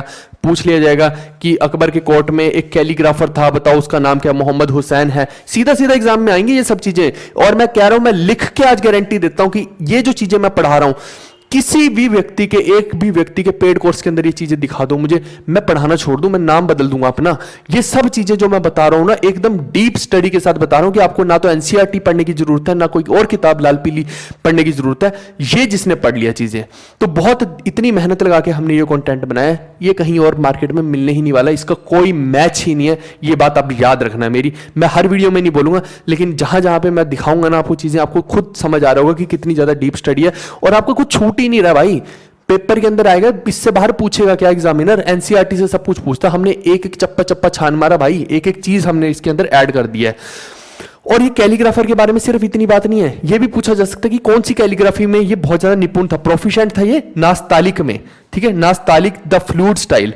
ये एक ऐसी, जैसे वो लंबी लंबी से यूं नहीं लिखते हैं जैसे करके, तो ऐसे करके, अब हमें तो नहीं आती कैलीग्राफी, तो इसको नास्तालिका बोलते हैं, ठीक है। तो इसके अंदर ये बहुत ज्यादा निपुण था मोहम्मद हुसैन, ये अकबर का फेवरेट हुआ करता था, और अकबर ने इसको एक टाइटल दे रखा था, गोल्डन पेन का टाइटल। गोल्डन पेन को, अब ऐसा नहीं है कि उस टाइम पे इंग्लिश हुआ करती थी, अकबर ने अपनी लैंग्वेज में टाइटल दिया, उसने दिया इसको जरीने कलम। और जरीने कलम का मतलब क्या होता है, गोल्डन पेन, यानी कि कलम का एक तरह से धनी, जरीने कलम का मतलब ये हो गया, ठीक है। फिर अकबर ने एक टाइटल दे रखा था तानसेन को।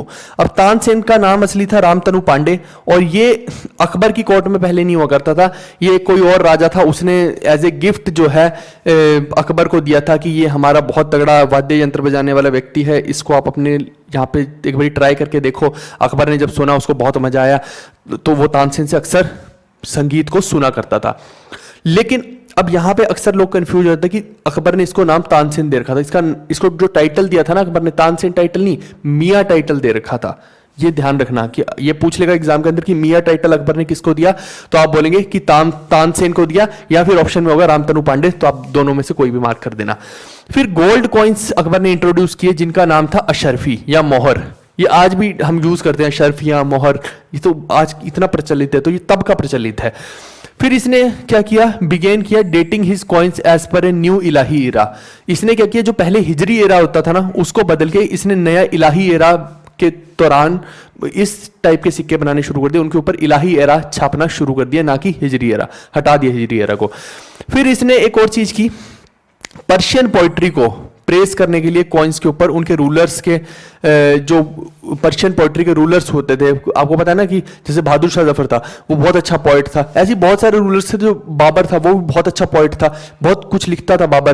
तो इसने क्या किया, जो पर्शियन पोइट्री हुआ करती थी, हालांकि बाबर तो टर्किश में लिखता था, मैं पर्शियन फारसी की बात कर रहा हूं, जो फारसी पोइट्री हुआ करती थी, जो बहुत अच्छे लिखा करते, तो इसने सिक्कों पे छापने शुरू कर दिया, उन रूलर्स के चेहरे हो गए या उनके नाम हो गए, तो ताकि उनको पैट्रोनेज किया जा सके, उनको याद किया जा सके। फिर मिर्जा अजीज कोका, ये आपको नाम बहुत ध्यान में रखना है। ये क्या था, अकबर का फोस्टर ब्रदर था, ये आपको बात याद रखनी है। इसको कोतल ताश भी बोला जाता है। तो अगर पेपर के अंदर पूछ लिया गया कि कोतल ताश कौन है या इसका फोस्टर ब्रदर कौन है, तो मिर्जा अजीज कोका है, ये आप ध्यान रखना। फिर फैजी की बात करते हैं, तो फैज ये भी नौरत्नों में से एक है। अगर वो पूछ ले कि लीलावती जो है, इसको पर्शियन में ट्रांसलेट किसने किया, लीलावती को, ये भारतीय एक इतिहास होगा जिसको कि इसने पर्शियन में कन्वर्ट किया ताकि जो मुगल लोग हैं वो भी पढ़ सकें, तो इसको पर्शियन में ट्रांसलेट किया फैजी ने। सिर्फ इतना ही नहीं किया, फैजी की सुपरविजन में महाभारत को जो ट्रांसलेट किया गया पर्शियन लैंग्वेज में किया गया। इसने पढ़ाई की अच्छी खासी, क्योंकि ये बहुत बड़ा विद्वान था। तो इसने क्या किया, जो भारत के अंदर संस्कृत में या जिस भी लैंग्वेज में महाभारत लिखी है, उसको ट्रांसलेट अपने सुपरविजन के अंदर किसमें करवाया, पर्शियन लैंग्वेज में करवाया। फिर ऐसे ही जो रज़्मनामा है, ये पर्शियन ट्रांसलेशन है महाभारत की। अगर आपसे पूछ लिया जाए एग्जाम के अंदर कि महाभारत की पर्शियन ट्रांसलेशन किसने करवाई, आप बोलेंगे अकबर ने करवाई। किसके द्वारा करवाई, फैजी के द्वारा करवाई। और इसका नाम क्या था पर्शियन में, तो इसका नाम था रज़्मनामा, ये ध्यान रखना है। फिर राजा टोडरमल की बात करते हैं, तो ये अकबर के फाइनेंस मिनिस्टर थे, ये भी 9 रत्नों में से एक थे। और अकबर ने इनको एक टाइटल दे रखा था। अक्सर देखिए कि लोग ये सब चीजें बताते ही नहीं है, किसी के कोर्स में कहीं पे आपको देखने को नहीं मिलेगी, ना किसी की पीडीएफ में देखने को मिलेगी। बहुत इंपॉर्टेंट ये सेशन है। तो इसमें दीवाने अशरफ, ये जो टाइटल है, ये अकबर ने राजा टोडरमल को दे रखा था। बहुत इंपॉर्टेंट ये सारे का सारा सेशन था। ये रिलीजियस पॉलिसी की बात की अकबर की हमने।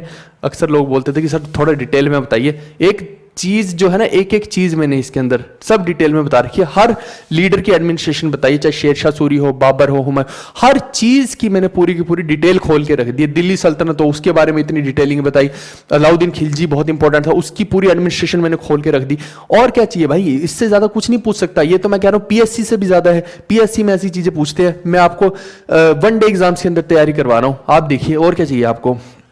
अच्छा, इसमें देखिए कि हजनामा एक क्या है, ये किताब मान लीजिए या इसको कंपाइलेशन मान लीजिए। ये 1200 पेंटिंग्स की कंपाइलेशन है, जो कि अकबर के दौरान ही सारी की सारी बनाई गई थी। अब अगर आपसे ये पूछ लिया जाए कि जो पेंटिंग की शुरुआत थी वो सबसे ज्यादा किसने की थी, तो वो हुमायूं के टाइम हुई थी। आपको याद होगा पेंटिंग को हुमायूं ने बहुत ज्यादा प्रमोट किया था। हुमायूं भारत के अंदर 2 पेंटर्स भी लेके आए थे जो अकबर के टाइम में भी बहुत फेमस होते, मैंने बताया आपको। लेकिन अगर ये हजनामा की कंपाइलेशन पूछ ले, तो ये पेंटिंग्स की ही 1200 पेंटिंग्स की कंपाइलेशन है। लेकिन ये बनी कब थी, ये अकबर के टाइम में बनी थी। गलती से भी कंफ्यूज मत इसके अंदर कर देना। फिर जसवंत और दासवान जो हैं, ये पेंटर जो हैं, ये अकबर की कोर्ट के हैं। वो हुमायूं से आए थे, और ये जो है ये मेनली अकबर की खुद की कोर्ट के पेंटर्स हैं। फिर पर्शियन पोइट हुए जो इसकी कोर्ट में, वो भी सुनिए, अबू फजल और उसका ही भाई था अबुल फैजी, और एक तारिक अल्फी, उतबी और नाजिर, ये भी जो है अकबर के ही कोर्ट के पोइट हैं। लेकिन फेमस कौन है, अबुल फजल और अबुल फैजी हैं। ये दोनों भाई थे और 9 रत्नों में से भी एक है। फिर हिंदी पोइट्स की बात करते हैं, तो तुलसीदास जो हैं इनके हिंदी पोइट रहे, और तुलसीदास ने क्या किया है, रामायण को रामचरितमानस में कन्वर्ट किया है। ठीक है भाई, तो ये आपको ध्यान रखना है। फिर अकबर, अब इससे याद रहना चाहिए आपको कि तानसेन हो गया, तुलसीदास हो गया, फैजी हो गया, ये सब जो है किसके कंटेम्प्रेरी में चल रहे हैं, अकबर के कंटेम्प्रेरी में चल रहे हैं। फिर अकबर ने एक और काम किया, इसने बहुत सारे संस्कृत लिटरेचर को ना ट्रांसलेट करवाने के लिए पर्शियन में एक प्रॉपर सिस्टम, एक प्रॉपर ये समझिए कि डिपार्टमेंट खोल रखा था, जिसको ये बोलता था मकतब खाना। मकतब खाना, ये पूरा का पूरा ट्रांसलेशन ब्यूरो हुआ करता था। यहाँ पे सारी की सारी किताबों को ट्रांसलेट किया जाता था, जितनी भी इसको अच्छी लगती थी ये करवाता था। और ये कहाँ बना रखा था? फतेहपुर सिकरी के अंदर। और मैं वही कह रहा हूँ ना, इनका इसका जो है पढ़ने लिखने में खुद नहीं पढ़ लिख सकता था, खुद अनपढ़ था, लेकिन ये अबुल फैजी, अबुल फजल, इन सबको बिठा के सुना करता था। और ये लोग आगे क्या करेंगे, इसको भारत के बारे में पता कहां से लग रहा था अकबर को? ये सारा किताबों से ही तो पता लग रहा था। ये खुद देखिए कि इसने मकतब खाना पूरा का पूरा बनवा दिया, जिसके अंदर ट्रांसलेशन हो रही है संस्कृत के लिटरेचर की पर्शियन में, और ये फिर उस पर्शियन को समझा करता था, और इससे इसको एडमिनिस्ट्रेशन में बहुत हेल्प मिलती थी। ये बहुत बड़ी चीजें हैं, यूजुअली हर कोई बादशाह ये सब नहीं कर रहा था, ठीक है। फिर अकबर के पीरियड में ही क्या हुआ, इसके पीरियड को एक तरह से रिनाइसेंस या फिर एक पुनर्जागरण, रिनाइसेंस का मतलब होता है बोला जाएगा पर्शियन लिटरेचर का। क्यों? क्योंकि ये देखिए कि हर चीज को पर्शियन में कन्वर्ट करवा रहा था, यानी कि सबसे ज्यादा इसने प्रमोट किया पर्शियन लैंग्वेज को, जबकि बाबर के साथ ऐसा नहीं था। बाबर टर्किश को प्रमोट कर रहा था, वो सब कुछ टर्किश में लिख रहा था, लेकिन ये लोग जितने भी चीज कर रहे थे, ये टर्किश वाले कंटेंट को पर्शियन में कन्वर्ट कर रहे थे, ये संस्कृत वाले कंटेंट को भी पर्शियन में कन्वर्ट कर रहे थे। ये अपना मेन लैंग्वेज किसको बना के बैठे थे? पर्शियन को, फारसी को। पर्शियन मतलब फारसी, ओके।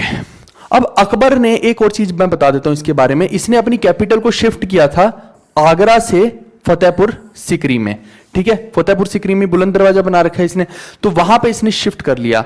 अब दिक्कत क्या हुई कि वहां पे पानी की बहुत ज्यादा समस्या है, जो थोड़ा बहुत पानी था वो भी खारा पानी मिल रहा था, तो फिर इसको बहुत ज्यादा समस्या हुई, इसलिए इसने फिर अपनी कैपिटल को कहां पे शिफ्ट कर लिया? लाहौर में कर लिया 1585 में।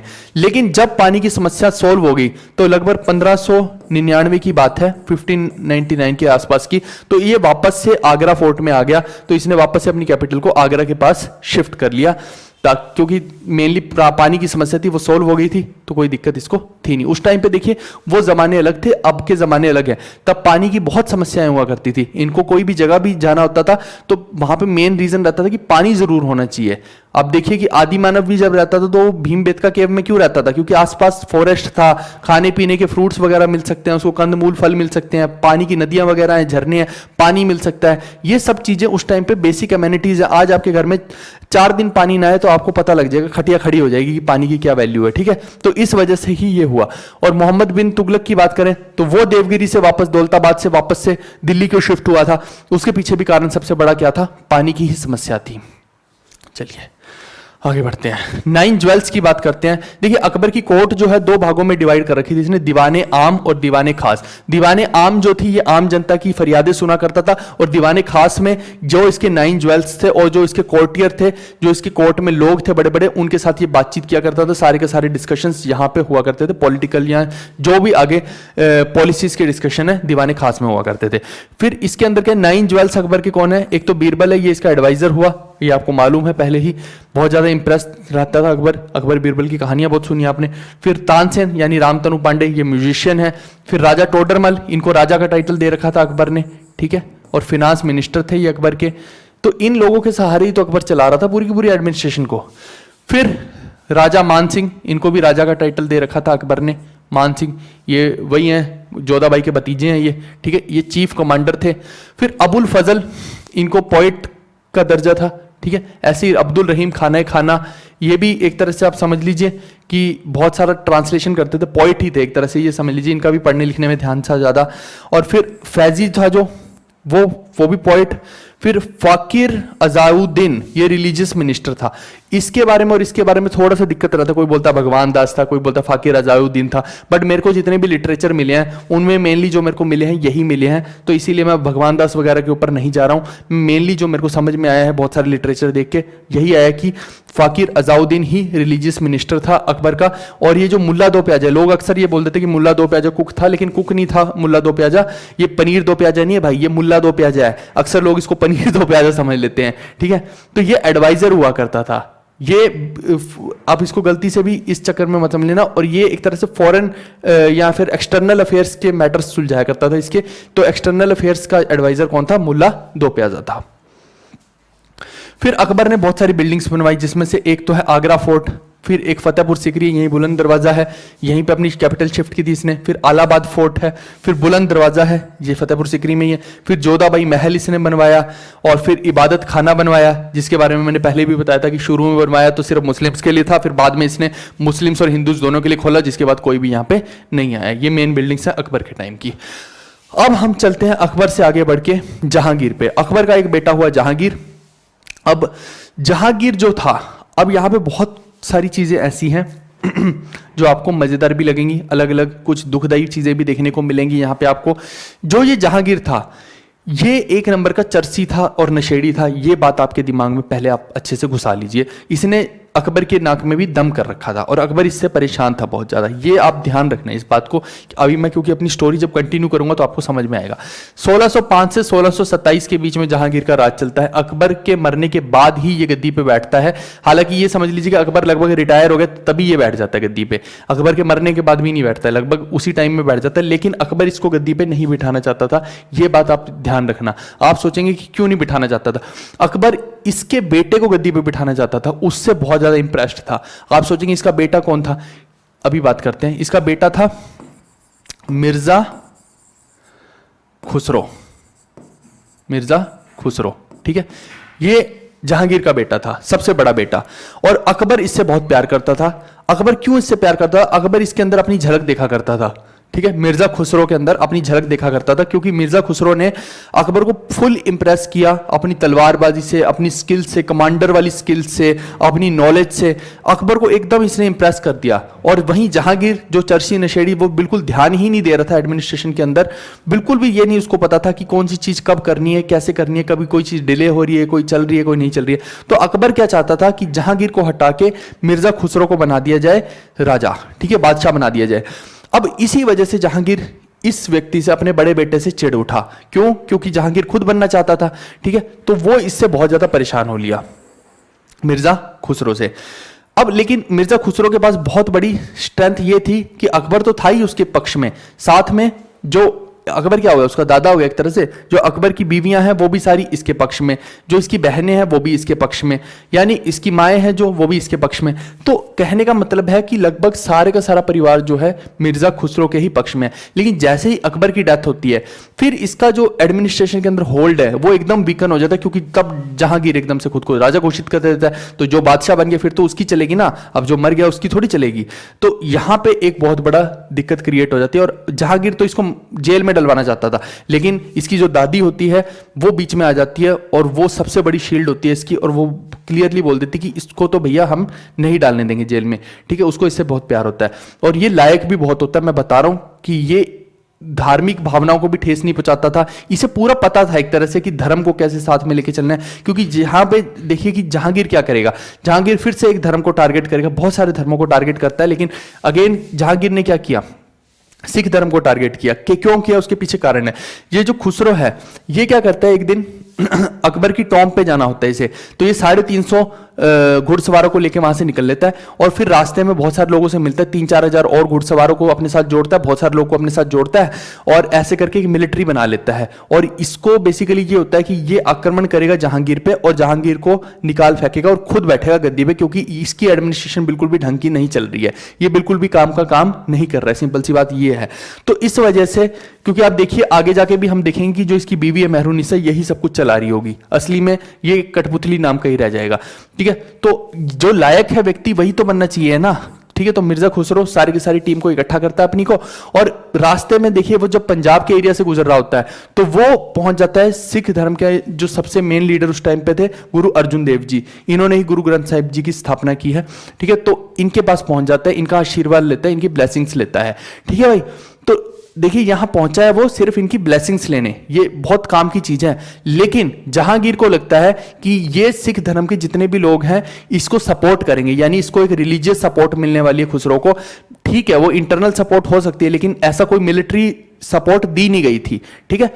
तो इसको ऐसा लगता है कि भैया ये तो मेरे खिलाफ चल रहे हैं। तो सबसे पहले तो ये पूरी की पूरी सेना लेके अपनी पहुंच जाता है और रास्ते में ही उसको घेर लेता है मिर्जा खुसरो को, और उसकी जितनी भी सेना होती है, मारकाट होती है बहुत तगड़ी, सबको मार गिराता है। जो लोग भाग रहे होते हैं उनको भी भागते भागतों को पकड़ लेते हैं, और उनको फिर सबको कैद करके इसका एक जुलूस निकाला जाता है खुसरो का।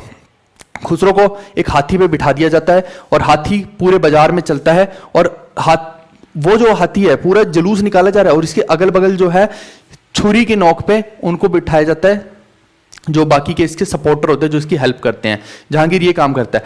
फिर क्या करते हैं आप समझिए, आपने ये इस तरह का देखा होगा, एक इस तरह के होते हैं कुछ, यहाँ पे कील लगे होते हैं बहुत सारे, ठीक है, ऐसी इस तरफ मान लीजिए कि इधर कील लगे हुए हैं। अब बीच में किसी को खड़ा करके मान लो इधर से पुश किया जाए, इधर से पुश किया जाए, तो आदमी तो यूं बीच में पिस जाएगा और सोचो कितना दर्द होगा उसको, कितना नेक्स्ट लेवल का टॉर्चर। तुम्हारी आंख के अंदर से कील जा रहे हैं, तुम्हारी नाक के अंदर से, जीभ के अंदर से, दिल के अंदर से, कितना नेक्स्ट लेवल टॉर्चर होगा, तुम समझो इस चीज को।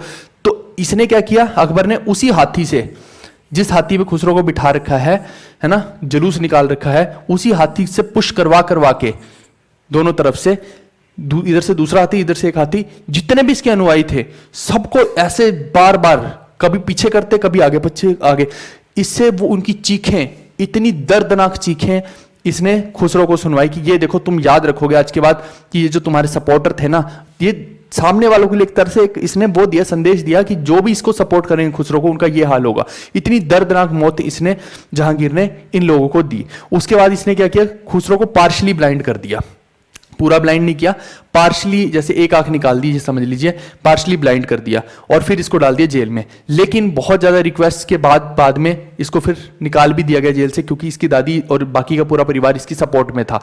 बाद में फिर क्या हुआ कि कुछ कैंपेन्स में भी जहांगीर इसको अपने साथ लेके गया, लेकिन एट द एंड क्या है, जहांगीर को बाद में बहुत फील भी हुआ कि उसने ऐसा क्यों किया है, और उसने अपने बहुत सारे वैद्यों को बोला भी कि भैया इसको ठीक कर दो अगर तुम इसकी विजन लेके आ सकते हो, लेकिन कोई भी वैद्य इसकी विजन को वापस से नहीं ला पाया।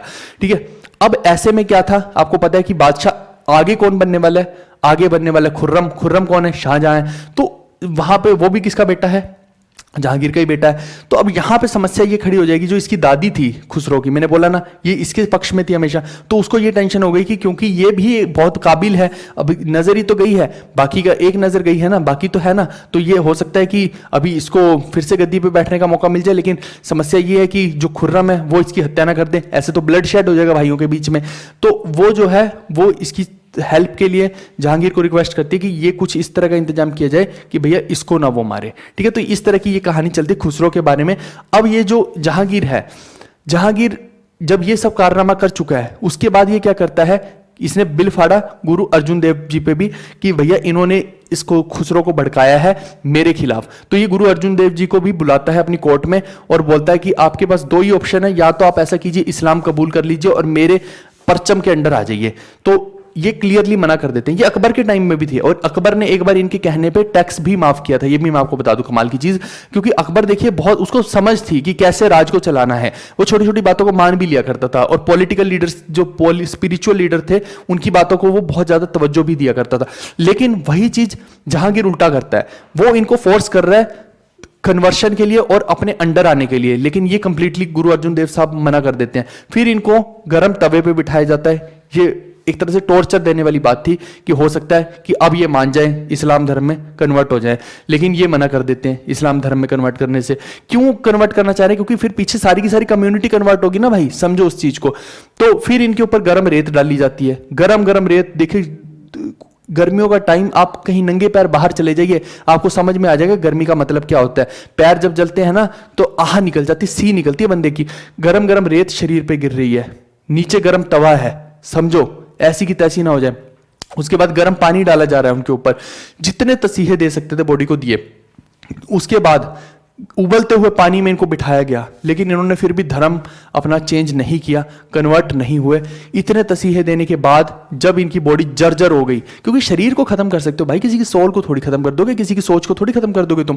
तो ये कन्वर्ट नहीं हुए, और ये एक बहुत बड़ा धब्बा रहा जहांगीर के करियर में। और यही चीज है जो सिख धर्म को एकदम सेपरेट कर देती कि जो लोग भी इस पे कायम रहे वो हमेशा कायम रहे। तो फिर एंड में जो इनकी बॉडी थी उसको रावी नदी के किनारे पे बहा दिया गया, क्योंकि इनका पूरे का पूरा खत्म ही हो गया था शरीर, आप समझिए। तो ये जो है ये बहुत दर्दनाक रहा। और एंड में जो जहांगीर है ना, इसको भी बीमारियां लगी, इसके साथ भी दुर्गति ही हुई है। वही है ना कि आप जब खुदा के बंदों के साथ ये काम करेंगे तो आपके साथ भी सेम वही होगा। अब इसका चाइल्डहुड नेम की बात करते हैं। ये पूरी की पूरी मैंने कहानी सुना दी जहांगीर के बारे में, और भी बहुत सारी चीजें अगर आप बोले तो मैं बता दूंगा बीच में। तो चाइल्डहुड नेम इसका था सलीम, और इसको शेखू बाबा भी बोलते थे, क्योंकि ये मोइनुद्दीन सलीम चिश्ती जो थे उनकी दरगाह से अकबर ने इनको मांगा था एक तरह से, क्योंकि अकबर को बालक नहीं हो रहा होगा इसलिए मांग लिया, तो ये हो गया निकम्मा कहीं का। ठीक है, तो असैसिनेशन इसने किसका किया? गुरु अर्जन देव जी का किया, और गुरु अर्जुन देव जी ही हैं जिन्होंने गुरु ग्रंथ साहिब जी की स्थापना की, ये याद रखना आप। फिर इसकी बीवियां जो हैं, मानबाई है, 1585 में इसकी शादी हुई, 1587 में जगत गोसाई के साथ शादी हुई, और ये जोधपुर की रानी थी, इस वजह से ये जोधपुर की राजकुमारी होने की वजह से इसको जोधा टाइटल दिया गया।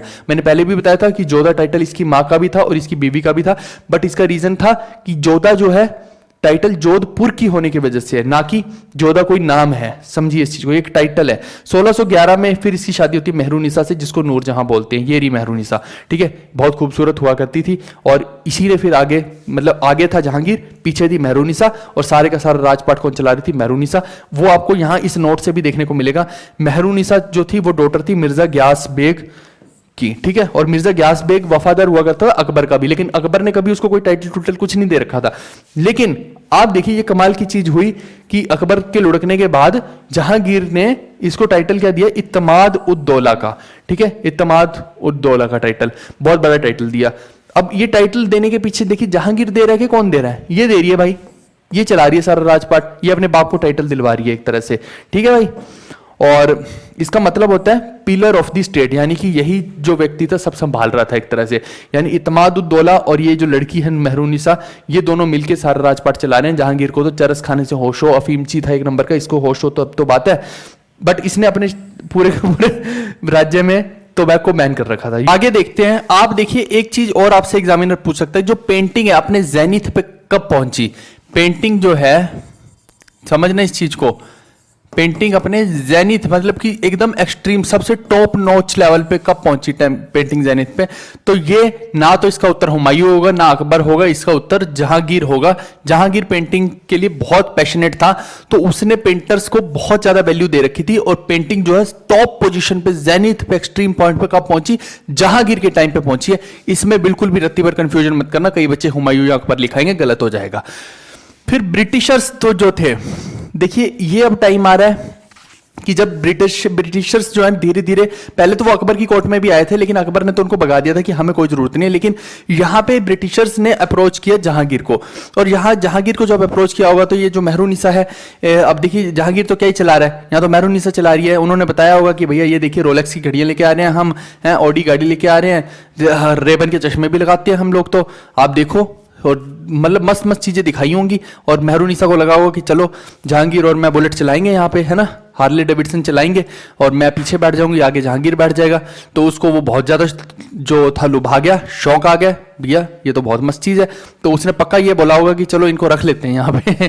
ठीक है, आप देखिए जो ब्रिटिशर्स थे वो मछलीपट्टनम में ड्यूरिंग हिज रेन, यानी कि जहांगीर के टाइम में आए थे। सबसे पहले कौन आया था? कैप्टन हॉकिंस आया था, और उसके बाद थॉमस रो आया था। सबसे पहले अंग्रेजों ने कैप्टन हॉकिंस को भेजा था। ये कुछ ऐसा ही है कि ये लोग आए और आकर इन्होंने एक तरह से रिक्वेस्ट करनी थी कि भैया हमें यहाँ पे आप अपने ये जो कोस्टल एरियाज हैं यहाँ पे कोई फैक्ट्री लगाने के लिए इजाज़त दे दी जाए, या फिर ये कर लिया जाए कि यहाँ पे हम कोई छोटा मोटा बंदरगाह बना लें ताकि हम व्यापार को इजीली कर पाएं। यानी ये ट्रेड सेंटर बनाने के लिए या फिर कोई फैक्ट्री बनाने के लिए जगह मांग रहे थे। अब दिक्कत क्या हुई कि पोर्टुगीज भी उस टाइम पे भारत के अंदर थे और जहांगीर का सारा व्यापार चल रहा था पोर्टुगीज के साथ। तो समस्या ये हो गई कि पोर्टुगीज पहले से अपने पैर जमाए हुए हैं, उन्होंने इस चीज के लिए रिटेलिएट किया। हालांकि जहांगीर चाहता था कि कैप्टन हॉकिंस उसको बहुत पसंद आया था, उसने इसके साथ बहुत अच्छी डिस्कशंस भी की थी और वो चाहता था कि ये अपनी एक फैक्ट्री यहाँ पे लगा ले, और उसने दे भी दी थी, ठीक है, जगह। लेकिन समस्या यही हुई कि पोर्टुगीज के प्रेशर्स के अंडर में जहांगीर ने एट द एंड फिर मना कर दिया। बट बाद में क्योंकि ये पसंद बहुत आया था जहांगीर को, तो जहांगीर ने अपनी एक दासी से कैप्टन हॉकिंस की शादी करवाई। 4 साल तक हॉकिंस वहीं रहा। फिर बाद में क्या हुआ कि हॉकिंस को जाना था ब्रिटेन में वापस से, तो वो जाएगा कहां से? वो मछलीपट्टनम वगैरह यही जगहों से तो जाएगा, कोस्टल एरिया से। तो वहां कहीं बीच में इसको दर्द बोचा पोर्टुगीज ने और इसको लुढ़का दिया। उसके बाद इसका कहीं खबर ही नहीं आई। तो उसके बाद जो दूसरी बार जो आया था वो आया था थॉमस रो, जो जहांगीर की कोर्ट में आया था। और थॉमस रो को फिर फाइनली जहांगीर ने फरमान दे दिया था कि वो अपनी एक इंग्लिश फैक्ट्री सूरत के अंदर लगा सकता है। और ये जो फरमान है बाद में इसको सीलबंद किसने किया था? इसके बेटे ने, शाहजहां ने, यानी कि खुर्रम ने। फिर जहांगीर ने एक और चीज कर रखी थी, जंजीर अदल। जंजीर अदल यानी कि चेन ऑफ जस्टिस लगा रखी थी कि किसी को भी जस्टिस चाहिए हो तो घंटी बजाओ ठन ठन, बादशाह आएगा करता छन छन, ये वही वाली बात थी। तो तुम जाके ये टन टन घंटी बजा दो और बादशाह छन छन करता हुआ बाहर आएगा, हाँ बेटा तुम्हारे को क्या दिक्कत है बताओ। तो ये वही चेन ऑफ जस्टिस इसने लगा रखी थी। Introduction of du aspa sih aspa system, it was modified to mansabdari, यानी कि जो मनसबदारी सिस्टम होता था उसी का मॉडिफिकेशन क्या था? डू अस्पा सी अस्पा। ये याद रखना, ये किसने लॉन्च किया था? ये भी जहांगीर ने ही लॉन्च किया था। अब ये तो हो गया इसके कि इसने क्या क्या चीजें इनोवेट की। साथ में आर्ट एंड आर्किटेक्चर की बात करते हैं तो इसने स्टार्ट किया था डेकोरेटिंग करना वॉल्स को with floral designs made of semi precious stones. Firoz Shah Tughlaq का याद है, उसने जितनी भी वॉल पेंटिंग्स थी सब रिमूव करवा दी थी, लेकिन इसने क्या किया? इसने डेकोरेट करवाना दीवारों को भी शुरू किया और फ्लोरल डिजाइंस भी शुरू करवाए। और ये जो सेमी प्रेशियस स्टोन्स थे ना, ये इसने लगवाने शुरू किए अपनी दीवारों पे, जिसका नाम था पिएट्रे ड्यूरा ड्यूरिंग हिडन। ये जो है ना, ये पिएट्रे ड्यूरा, यही चीज शाहजहां भी करेगा ताजमहल को बनवाने में। मतलब कि ये चमकीले और बेशकीमती पत्थर होते हैं जिनसे कि दीवारों को जड़ा जाता है, उन पे ऊपर जड़ के एकदम चमकीला सा कोई ताज बना देंगे, है ना। अच्छा, इसने जहांगीर ने मोती मस्जिद भी बनाई है लाहौर के अंदर, और शालीमार और निशांत गार्डन बनाए हैं इसने कश्मीर के अंदर, ये आप याद रखिएगा। और एक हेलो और डिवाइन, ये हेलो और डिवाइन लाइट्स जो है ना, बादशाह के पीछे खड़े हो जाते थे हेलो और डिवाइन लाइट्स लेके, ये किसके समय में शुरू हुआ? ये भी जहांगीर के समय में ही शुरू हुआ था। ये पूरा का पूरा अच्छे से याद कर लीजिएगा, बहुत काम की चीज है। अब आगे देखते हैं कुछ कुछ चीजें। वही पेंटिंग अपनी फुल ग्लोरी पे थी जहांगीर के टाइम में। Chain of justice, the king of justice इसको बोला जाता था। खुद ही टाइटल दे लेते थे भाई, कुछ भी दे लो, खुद को टाइटल राजा हो तुम, है ना। 1608 में कैप्टन हॉकिंस आया, फिर 1615 में थॉमस रो आया, ये सब मैंने बता ही दिया अभी डिटेल में। फिर ऑटोबायोग्राफी इसकी थी जो उसका नाम था तुजुके जहांगीरी, जो पर्शियन में इसने लिखी, क्योंकि अकबर भी सब कुछ पर्शियन में करवा रहा था, तो अभी पर्शियन कल्चर बन चुका था, तो इसने भी पर्शियन में लिखी। टॉम्ब ऑफ जहांगीर कहाँ बनाया गया? लाहौर में बनाया गया। तो ये पूरी की पूरी कहानी थी जहांगीर के बारे में। ये बाद में बीमारी बमूरी से मर गया। उसके बाद फिर जो इसका एलिजिबल किंग था, एलिजिबल राजकुमार था, वो था खुर्रम। तो बाकी सब लोगों को पछाड़ के खुर्रम जो है, यानी कि शाहजहां है, जो खुद बन गया मुगल बादशाह। 1628 से 1658 की बात है। इसकी जो बीवी थी वो थी अर्जुमंद बानो, यानी कि मुमताज महल। एक बार पेपर के अंदर सीजीएल के अंदर ही ये पूछा गया था कि मुमताज महल का असली नाम क्या है, या फिर ये पूछ लिया गया था कि शाहजहां की वाइफ का नाम बताओ, इसमें से क्या है। तो वहाँ 4 ऑप्शन दिया था, अर्जुमंद बानो लिखा था, कईयों को पता ही नहीं था कि भैया ये इसकी बीवी है। तो मुमताज महल का असली नाम अर्जुमंद बानो है। और मोनूमेंट्स जो थे इसके टाइम में फुल ग्लोरी में थे। ये भाई, इसको और कोई काम ही नहीं था, ये मोनूमेंट्स ही बनवाता रहता था। देखना आप कितने सारे मोनूमेंट इसने बनवा दिए थे। इसने एक सिटी भी बनाई जिसका नाम था शाहजहानाबाद, और ये जो है शाहजहानाबाद ही इसने कहाँ बनाई थी? यमुना नदी के किनारे बनाई थी। ये अक्सर पूछ लिया जाता है कि किस रिवर के बैंक पे इसने बनाई थी, तो ये यमुना नदी के रिवर पे बनाई थी। और हुमायूं ने भी एक सिटी दीन पनाह जो बनाई थी वो भी यमुना रिवर के किनारे ही बनाई थी। फिर बैटल अगेंस्ट, इसने सिर्फ एक ही बैटल लड़ा था पोर्टुगीज के अगेंस्ट, और वहां पे इसने पोर्टुगीज जो थे वो धीरे धीरे भारत के अंदर अपना वर्चस्व बढ़ाना चाह रहे थे, जैसे अंग्रेज कर रिया, अंग्रेजों ने किया वही गोरा ने किया, जो वही वो लोग करने की कोशिश कर रहे थे। लेकिन शाहजहां ने अच्छे से इनकी खबर ले ली और 1632 में बंगाल के अंदर इनको हरा दिया हुगली रिवर के किनारे, ठीक है। और फिर औरंगजेब जो है उसको औरंगजेब ने इसको अरेस्ट कर लिया था आगरा फोर्ट में, ठीक है। जब ये थोड़ा बुढ़ाऊ हो गया था, अब किसी काम का नहीं रहा था, तो इसके जो बच्चे थे उनके बीच में दारा शिकोह और औरंगजेब के बीच में टसल चल रही थी। और ये चाहता था कि दारा शिकोह बने, लेकिन औरंगजेब बहुत ज्यादा एम्बिशियस था। उसने क्या किया, एक दिन इसको पकड़ के डाल दिया जेल के अंदर। एक टाइम का खाना देता था, ओट्स वगैरह दिया करता था, शायद बस एक ही टाइम का खाना देता था। और इस खिड़की से इसको ताजमहल दिखाई देता था। इसको बस इस तरह से इसने कैद करके रखा होता कि ये यहाँ से ताजमहल दिखता रहे और एक टाइम का खाना इसको मिलता रहता था। वहीं पे इसकी 1666 में मृत्यु हो गई। और अर्जुमंद बानो है जो, वो 1631 में मरी थी। और ऐसा बोला जाता है कि इसके किसी बच्चे को ही जन्म देते हुए उसकी मृत्यु हुई। देखिए कि ये उस टाइम पे बहुत ज्यादा, मैं सिंपल भाषा में बोलूं तो एक तरह से अनसेफ सेक्स किया करते होंगे, क्योंकि ये इसका कुछ ज्यादा ही फैसिनेशन था अर्जुमंद बानो के लिए। और उस वजह से देखिए कि अब सामने मान लो कि उसकी लेडीज की तबीयत ठीक है नहीं है, भाई ये कर रहा है तब भी तो समस्या आएगी ना। बहुत सारी लेडीज को दिक्कत आती है, आपको अभी शायद इस चीज के बारे में नॉलेज नहीं होगी, लेकिन इस वजह से क्या है कि धीरे धीरे जब ये चीज़ डेवलप करती जाती है तो जान भी जा सकती है। आज की डेट में बहुत ज़्यादा डायग्नोस्टिक प्रॉब्लम्स जो है डायग्नोस करने के तरीके हैं बढ़ गए हैं, एवोल्यूट हो गए हैं, तब नहीं हुआ करते थे, तो बीमारी का भी पता नहीं लगा करता था। उस वजह से मुमताज महल की मृत्यु हो गई। उसी की याद में फिर इस गधूस ने बनाया था ताजमहल, ये याद रखना आप। फिर जो court, army and household moved from Agra to the newly completed imperial capital Shahjahanabad. मैंने पहले भी बताया कि ये आगरा में नहीं टिका अकबर वगैरह की तरह, इसने अपना जो है शाहजहानाबाद बनाया और वहां पे ये सारे के सारा अपनी कैपिटल को ले गया। अब इसकी बात करते हैं कि सैल्यूटेशन की बात करते हैं कि अंडर शाहजहां इट वाज चाहर तस्लीम, ठीक है, एंड जमीन बोस। ये एक तरह से चाहर तस्लीम और जमीन बोस क्या था कि इसकी बस वो करनी थी, एक तरह से वाहवाही करनी थी। इन नटशल बात वो है, जमीन बोस हो गया किसिंग द ग्राउंड, इसके सामने नतमस्तक हो जाओ, ये इन्हीं को बोलते थे चाहर तस्लीम और जमीन बोस। बस ये याद रखना है, ये इसकी सैल्यूटेशन मतलब कि सैल्यूट करने के तरीके थे इसको, ठीक है। ये अलग अलग होते थे, वो हाथ पीछे करके यूं करके पता नहीं क्या क्या करके ये करते थे। चाहर तस्लीम उसी को बोलते हैं और जमीन बोस ग्राउंड को किस करने को बोलते हैं, ठीक है। हिज कोर्ट हिस्टोरियन जो था वो था अब्दुल हमीद लाहौरी, जिसने बादशाह नामा लिखी है, ठीक है। तो इसके जो पोइट मान लीजिए इसकी कोर्ट में था अब्दुल हमीद लाहौरी, बादशाह नामा उसने लिखी। इसका बेटा था दाराशिको, जिसने ट्रांसलेट किया है भगवत गीता को और उपनिषद को पर्शियन लैंग्वेज में। अब यहीं से आपको पता लगेगा कि जो दाराशिको है ये धर्म के प्रति कट्टर नहीं है, जैसे औरंगजेब बहुत कट्टर है, ऐसे ही यही सेम काम देखिए जहांगीर थोड़ा कट्टर रहा, लेकिन जो उसका बेटा था जो एलिजिबल था राजा बनने के लिए, जिसको अकबर भी बहुत ज्यादा प्रेम करता था और अकबर ने भी यही बोला था कि यही बनना चाहिए। कौन था भाई वो? अभी हम पढ़ के आ रहे हैं ना, मिर्जा खुसरो। और वैसा ही कुछ था दाराशिको भी। अब दाराशिको भी धर्म के प्रति बहुत ज्यादा संवेदनशील था और ये बहुत अच्छा राजा बनता, लेकिन और इसको शाहजहां बनाना भी चाहता था, लेकिन औरंगजेब ने पहले ही मौका पाते ही शाहजहां को कैद कर लिया। दाराशिको उस टाइम पे वहां था नहीं, और जब दाराशिको आया तो इनकी भिड़ंत हुई, उसके बाद दाराशिको को वहां से भागना भी पड़ा था, ठीक है। शाहजहां नामा जो है ये रिटर्न किसके द्वारा की गई है? इनायत खान के द्वारा। अच्छा, ही built Sheesh Mahal also and Musamman Burj at Agra. ये याद रखना, शीश महल और मुसम्मन बुर्ज जो आगरा में है वो भी इसी ने बनवाया है। फिर मैंने बोला था ना ये पिएट्रा ड्यूरा जो मेथड है, इसमें क्या होता है, हाईली पॉलिश्ड प्रेशियस स्टोन्स जो होते हैं वो दीवारों में लगाए जाते हैं, ये उनका इस्तेमाल करते थे। ताजमहल में भी वही चीज की थी। पूरे ताजमहल के अंदर इसका लगभग सारा खजाना खाली हो गया था ताजमहल को बनवाने में, 20 साल के आसपास का समय लग गया था। और वो जो प्रेशियस स्टोन्स थे इसने दीवारों में गड़वाए थे, बाद में अंग्रेज जो गोरा लोग आए वो निकाल के उसको ले गए थे, ठीक है। फिर इसने मोनूमेंट्स में और क्या बनवाया? तख्ते ताउस बनवाया 22 मार्च 1635 के आसपास, जो कि बाद में नादिर शाह लूट के ले गया टर्की के अंदर। टर्की क्या है? ऑटोमन एम्पायर है। इस तरह का कोई मयूर शासन होगा तो वो सारा का सारा निकाल नुकूल के उसके अंदर जो भी प्रेशियस स्टोन थे, हीरे थे, मोती थे, वो सब अपने साथ नादिर शाह ले गया, ठीक है। कोहिनूर हीरा वगैरह भी शायद इसी में था मेरे ख्याल से, मेरे को एग्जैक्ट याद नहीं कोहिनूर का। तो फिर नगीना मस्जिद की बात करते हैं तो 1635 एडी में इसने बनवाया। ताजमहल को इसने 1631 से 1653 के बीच में बनवाया, जब आरजूबंद बानो 1631 में चल बसी थी तब। 50,000 वर्कर इसके अंदर काम किया इन्होंने, 1,000 एलिफेंट्स यूज हुए, लगभग 20-22 साल इसको लगे। और इसको किसने बनाया था? इसके आर्किटेक्ट थे उस्ताद अहमद लाहौरी और उस्ताद ईसा खान।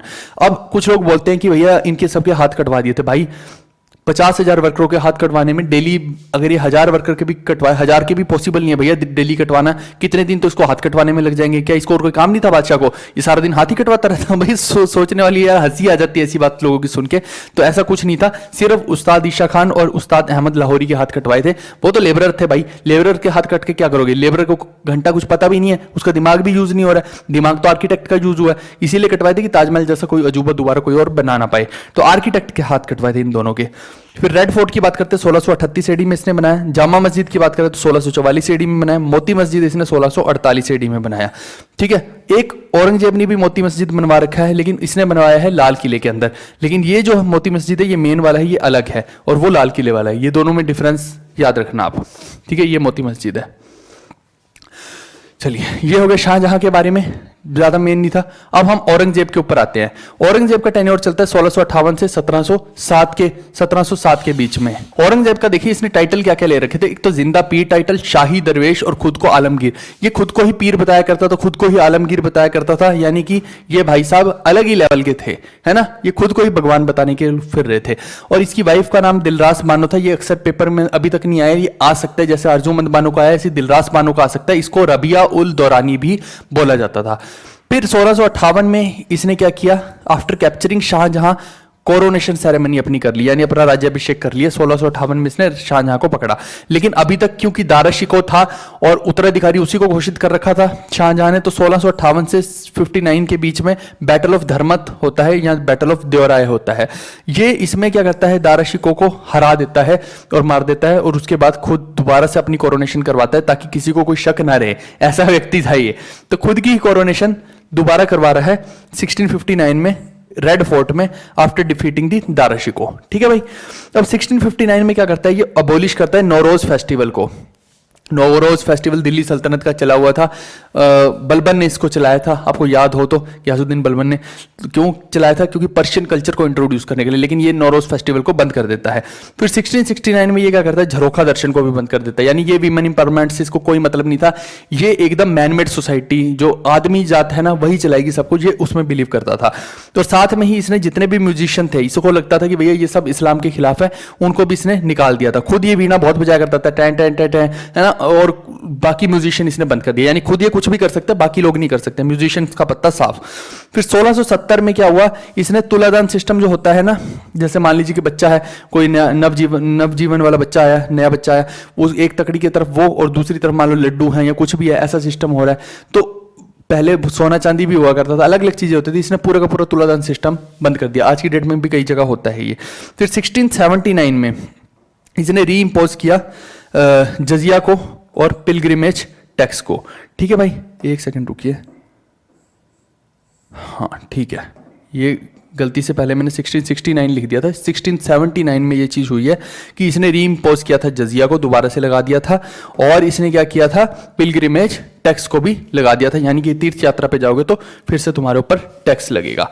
अब देखिए इसकी एडमिनिस्ट्रेशन के बारे में थोड़ी थोड़ी चीजें करते हैं कि इसने बीजापुर को जीता 1686 के अंदर और गोलकोंडा को जीता 1687 के अंदर, और इसने मुगल एम्पायर को फर्दर साउथ तक पूरे का पूरा एक्सटेंड कर दिया था। अब इसने इसको जो सबसे बड़ी टक्कर औरंगजेब को दी थी उस टाइम पे, वो किसने दी थी, शिवाजी महाराज ने दी थी।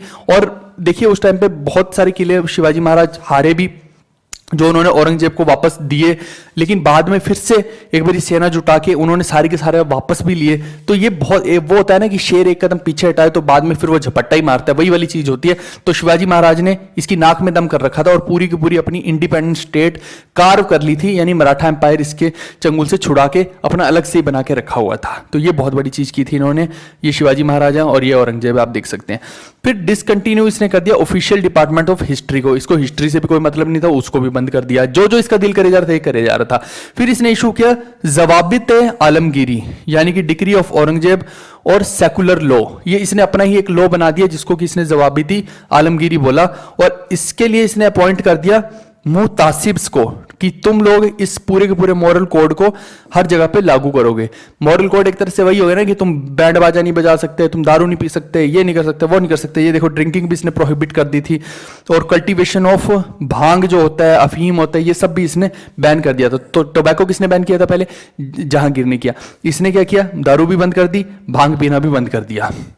फिर इसने एबॉलिश कर दिया इनलैंड ट्रांजिट ड्यूटीज, जिनको कि पंधारी बोला जाता है। तो जो लैंड के ऊपर इनलैंड की तो ट्रांजिट ड्यूटीज लगती थी पंधारी, उनको भी इसने एबॉलिश कर दिया। ठीक है भाई, आगे देखते हैं। अब जैसा काम जहांगीर ने किया वैसा ही घटिया काम इसने भी किया, औरंगजेब ने भी। इसने क्या किया, जो सिखों के 9वें गुरु हैं गुरु तेग बहादुर जी, उनको एग्जीक्यूट किया। अब इसके पीछे का कारण भी मैं बताता हूं। औरंगजेब ने क्या किया, लगभग जितने भी भारत के अंदर मंदिर थे, जितने भी गुरुद्वारे थे, इन सबको इसने तोड़ फोड़ के अंदर ही इसका बिलीव था। ठीक है, इसने हर धर्म के विरुद्ध ये लड़ा। ये इवन आप देखिए कि बाकी धर्मों के खिलाफ तो ये था ही था, साथ में ये मुसलमान धर्म के खिलाफ भी था। यानी कि ये बोलता था सिर्फ सुन्नी ही सही है, शिया गलत है। तो इसने मोहर्रम का जो होता है ना त्योहार, आपको पता होगा शिया अलग होते हैं, सुन्नी अलग होते हैं। तो जो शिया लोग हैं वही मोहर्रम मनाते हैं, क्योंकि उनका कोई मे बी कोई खलीफा या जो भी है मेन लीडर, उनकी उस दिन मृत्यु हुई थी, आई थिंक कुछ ऐसा है, मैं उसमें तो नहीं जा रहा हूं। तो वो जो ये सुन्नी था, तो ये बोलता था कि ये मोहर्रम को भी मनाने की कोई जरूरत नहीं, मोहर्रम को भी हटा दिया इसने। तो इसने क्या किया, उस टाइम पे बहुत सारे लोगों का जबरन धर्म परिवर्तन किया। बहुत ज्यादा कट्टर व्यक्ति था, इसको सबसे कट्टर व्यक्ति माना गया है औरंगजेब को। इसने मतलब सबको अपना दुश्मन बना लिया था लगभग उस टाइम पे। इसकी कट्टरपंथी की वजह से क्या हुआ, जो कश्मीर के अंदर हिंदूज थे, ये क्या करता था, जहां भी कोई चोटी वाला हिंदू दिख गया सीधा इसने हुक्म दे रखा था कि भैया इनकी चोटियों को पाड़ दो, और अगर किसी ने जनेऊ गले में डाल रखे हैं इनके जनेऊओं को पाड़ दो, मतलब इनका धर्म भ्रष्ट कर दो और इनको फोर्सफुली कन्वर्ट करवाओ मुस्लिम धर्म में। अब जब इसने ये काम कर दिया तो वो पंडित लोग थे, जो कश्मीरी पंडित थे, उनको समझ ही नहीं आ रहा था कि वो करें क्या। तो वहां पे उस टाइम पे उन्होंने एक प्रपोजल, इसके मतलब औरंगजेब ने एक प्रपोजल दिया इनको कि अगर तुम्हारा कोई सबसे बड़ा सेंट है, कोई सबसे बड़ा तुम्हारा जिसको तुम मानते हो इस टाइम पे, तुम्हारा कोई गुरु है, अगर वो उसको मैं धर्म परिवर्तन करवाने के लिए मतलब कि फोर्स कर दूं, और अगर उसने धर्म परिवर्तन कर लिया तो तुम सब भी लाइन से धर्म परिवर्तन कर लेना। अब पंडितों को कोई व्यक्ति नहीं मिल रहा ऐसा, किसको लेके जाएं वहां पे कि भैया जो उनके बिहाफ पे पूरी की पूरी कम्युनिटी को रिप्रेजेंट कर पाए। तो उस टाइम पे कश्मीरी पंडित जो हैं, ये सारे कश्मीरी पंडित जो हैं, ये आते हैं गुरु तेग बहादुर जी के पास, ये है 9th गुरु, और ये साइड में इनके बैठे हैं गुरु गोविंद सिंह जी, ये उस टाइम पे 12-13 साल के हैं, समझना इस पूरे सिनेरियो को। तो ये इनके पास आते हैं कि भैया हमारे साथ ऐसा ऐसा हो रहा है, जबकि सिख धर्म के लोग ना जनेऊ में बिलीव करते हैं और ना ही मूर्ति पूजन में बिलीव करते हैं, एक गॉड में बिलीव करते हैं, मल्टीपल गॉड्स में भी नहीं करते, मोनोथिज्म में बिलीव करते हैं। बट निकला कहां से, ये निकला हिंदुइज्म से ही एक तरह से, क्योंकि गुरु नानक देव जी जो हैं अल्टीमेटली वो एक तरह से आप बोले तो वो ब्राह्मण समाज से ही थे। तो अल्टीमेटली क्या हुआ, बट है एकदम ये डिफरेंट रिलीजन, ना इनको आप हिंदू कह सकते ना मुसलमान कह सकते, ये दोनों ही धर्मों का अमलगामेशन है। जो दोनों धर्मों की अच्छी चीजें थी और एक साइंटिफिक प्रूवन चीजें थी, वही गुरु नानक देव साहब ने इसके अंदर डाली हैं। यानी कि दोनों के अंदर जितने भी भ्रम फैलाए गए थे ना उस टाइम पे, जितनी भी कुप्रथाएं थी सारी हटा दी थी। इसीलिए इसको, और इस धर्म में बिल्कुल भी जात पात का कोई कहीं पे स्थान नहीं था, इसी वजह से इसका प्रोपागेट होने का सबसे बड़ा रीजन भी यही था, एकदम साइंटिफिक अप्रोच के साथ था, कोई भी नॉनसेंस नहीं थी इस धर्म के अंदर। और आज की डेट में तो हालांकि कुछ भी लोग अपना बनाते रहे, लोग पता नहीं क्या क्या नई नई चीजें इजाद करते रहते हैं। ये लोग भी अभी यहाँ पे भी आपको बहुत सारे लोग ऐसे मिलेंगे जो भ्रमों में फंस रहे हैं, तो ये भ्रमों में बिल्कुल नहीं फंसना है, यही गुरु नानक साहब ने सिखाया है, सीधी सी बात है। तो ये बिलीव नहीं करते इन चीजों में, बट स्टिल पंडितों के लिए, उनके जनेऊ की रक्षा के लिए ये आगे आए। उसका रीजन सुनिए कि क्यों। पहली बात तो कि रूट सेम है, ठीक है, यानी कि जो अल्टीमेटली आ रहे हैं कुनबे तो एक ही है ना, पीछे से तो एक ही है ना। दूसरा कारण कि जब ये इनका सीधा मानना था गुरु साहब का कि इनका जो बिलीफ है उनको हम भी फोर्स नहीं कर रहे कन्वर्ट होने के लिए, उनको कोई और भी फोर्स ना करे कन्वर्ट होने के लिए, जिसका जिस धर्म में बिलीव है ना, और जो भी जिसका बिलीफ सिस्टम है उसको वो बिलीव करने दिया जाए। आप कोई नहीं होते किसी के बिलीफ सिस्टम को ब्रेक करने के लिए या चैलेंज करने के लिए। तो ये जो दो स्ट्रॉन्ग मेन रीजंस थे, उसकी वजह से इन्होंने अपनी जो राजगद्दी थी गुरु गोविंद सिंह जी को दी, क्योंकि इन्हें पता था कि अब हम वापस तो नहीं आएंगे, क्योंकि यहां पे तो चैलेंजिंग वाली सिचुएशन आ गई है। जैसे जहांगीर और गुरु अर्जुन देव का सीन हुआ था, ठीक है, इतने तसीहे दिए गए थे, इनको इतना क्लियर था। तो हिंदू धर्म की रक्षा के लिए ये पहुंच जाते हैं औरंगजेब के कोर्ट के अंदर, और वहां पे उसको चैलेंज कर देते हैं कि औरंगजेब अगर तुम मुझे कन्वर्ट करके दिखा दो तो ये सारे के सारे लोग कन्वर्ट हो जाएंगे। औरंगजेब बहुत तसीहे देते हैं इनके सामने, सिर्फ इनको नहीं मारा जाता, इनके सामने ही। ये देखिए आप, गर्म पानी के अंदर एक सिख को बोला जाता है, फिर एक सिख को इनके सामने ही आरी के साथ काटा जाता है, 2 भागों में आरे के साथ यूं काट दिया गया बीच में से, फिर एक को चारों तरफ रुई से बांध के आग लगा दी गई जिंदा। एक भी सिख इनमें से कन्वर्ट नहीं हुआ। और फिर अल्टीमेटली इनको आखिरी आश्वासन दिया गया कि आप जो बोलेंगे, जितनी जागीरें बोलेंगे आपको दे दी जाएंगी, आप मुस्लिम धर्म में, इस्लाम में कन्वर्ट हो जाइए। इन्होंने कंप्लीटली अपना सीधा मना कर दिया कि ये तो किसी कीमत पे नहीं हो सकता, तुम मतलब मेरी सोच को बदल ही नहीं पाओगे, ना मेरे धर्म को बदल पाओगे। तो फिर एट द एंड जो इनका सर था इसको औरंगजेब ने कलम करवा दिया। तो ये जो है ये सबसे बड़ा धब्बा किस पे लगा, औरंगजेब पे, और हिंदू धर्म की रक्षा के लिए इन्होंने ये किया है। तो आज भी आप जब कश्मीर के पंडितों से बात करेंगे तो वो आज भी गुरु साहब की बहुत रिस्पेक्ट करते हैं। यही रीजन है कि दोनों जो धर्म है आपस में बहुत ज्यादा लिंक्ड है, ठीक है, एक दूसरे की रक्षा के लिए बहुत हेल्प की है। Next, it had also resulted in the rebellions of the Jats and of Mathura and Satnamis of Mewar। अब जब ये सब हुआ, सिख तो इनके विरुद्ध हुए ही, साथ में जो जाट लोग थे वो भी इनके विरुद्ध हो गए, और सतनामीज थे जो मेवाड़ वाले वो भी इनके विरुद्ध हो गए। साथ में देखिए कि और भी बहुत से लोग थे, अभी हम आगे पढ़ लेंगे उसके बारे में भी, जिसकी वजह से हम ये बोलेंगे कि जो खात्मा हुआ है ना औरंगजेब की वजह से हुआ। जैसे कि आप देखिए मराठा जो है वो भी इसके अगेंस्ट थे औरंगजेब के, सिख भी इसके अगेंस्ट हुए, राजपूत भी इसके अगेंस्ट हुए। यानी इस बेवकूफ को अपनी रिलीजियस पॉलिसीज को सही तरीके से इंप्लीमेंट करना नहीं आया, इसने कट्टरपंथी दिखाई, जिसकी वजह से हर धर्म इसके विरुद्ध हो गया। और जो धर्म को अपने विरुद्ध लेके गया है ना भारत के अंदर, वो मंदा खत्म हो गया। सिंपल सी बात ये है। तो अल्टीमेटली जो मुगल एम्पायर का खात्मा हुआ यहीं से शुरू हुआ।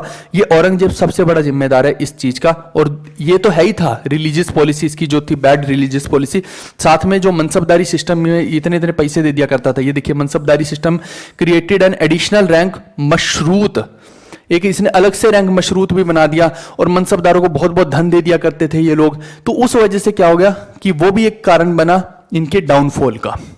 फिर मिराज मोहम्मद कासिम ने क्या लिखा, आलमगीर नामा, इसके लिए किताब लिखी गई है आलमगीर साहब के लिए, ठीक है, औरंगजेब के लिए आलमगीर नामा, जिसको लिखा मिराज मोहम्मद कासिम ने।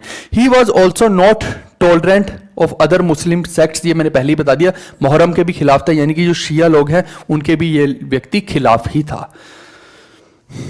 अब लास्ट में पहुंच गए हम औरंगजेब के। अब देखिए बिल्डिंग जो इसने बनवाई है, मोती मस्जिद बनवाई है, बट इसने जो बनवाई है ये रेड फोर्ट वाली है मोती मस्जिद, ये दूसरे वाली नहीं है, वो शाहजहां की है, ठीक है। एक बीबी का मकबरा या फिर कहीं की ब्लैक ताजमहल बनाया है, जिसको ताज ऑफ डक्कन भी बोल देते हैं या डक्कन भी बोल देते हैं। इसको देखिए कि दो चीजें हैं इसमें, कुछ लोग बोलते हैं कि औरंगजेब ने बनवाया, कुछ लोग बोलते हैं कि आजम शाह जो इसका बेटा था उसने बनवाया, कुछ लोग इसी आजम शाह को आलम शाह भी बोल देते हैं। बट जो मैंने स्टडी की है, मेरे को लगता है मल्टीपल किताबों में एक करेक्ट चीज लिखी हुई है, एनसीईआरटीज में भी देखा मैंने, बहुत जगह पे देखा है कि आजम शाह जो है ना वो इसका करेक्ट उत्तर है, ठीक है। और औरंगाबाद में बनाया है 1668 से 69 के बीच में। अब इसके पीछे कारण है कि क्योंकि आजम शाह इसी का बेटा है। अगर कई जगह पे इसमें आलमगीर आपको देखने को मिले या फिर औरंगजेब देखने को मिले, तो इसके पीछे सिंपल सा कारण ये रहेगा कि अगर आजम शाह ने भी अपनी मां की याद में बनवाई होगी, क्योंकि बीबी का मकबरा, अब लोगों को ऐसा लगता है कि बीबी का मकबरा मतलब कि ये बीवी का नहीं है, ये बीबी का है, तो बीबी यूजुअली माँ या दादी को बोल दिया जाता है, तो इसीलिए लोग बोले कि आजम शाह ने बनवाया होगा, है ना। लेकिन आजम शाह ने भी अगर बनवाया होगा तो औरंगजेब की परमिशन के बिना नहीं बनवाया होगा। इसी वजह से कई बुक्स में इसको ये लिख दिया जाता है कि औरंगजेब ने ये बनवाया, जबकि इसका करेक्ट आंसर होना चाहिए आजम शाह। लेकिन अगर ये पेपर के अंदर ऑप्शन के अंदर नहीं दिखाई देगा तो फिर आप औरंगजेब को ही मार्क कर देना, लेकिन अगर औरंगजेब और ये दोनों होंगे तो फिर आप आजम शाह को ही मार्क करेंगे। 1668 से 69 में बनाया, एकदम ये ताजमहल के बेसिस पे ही बनाया गया।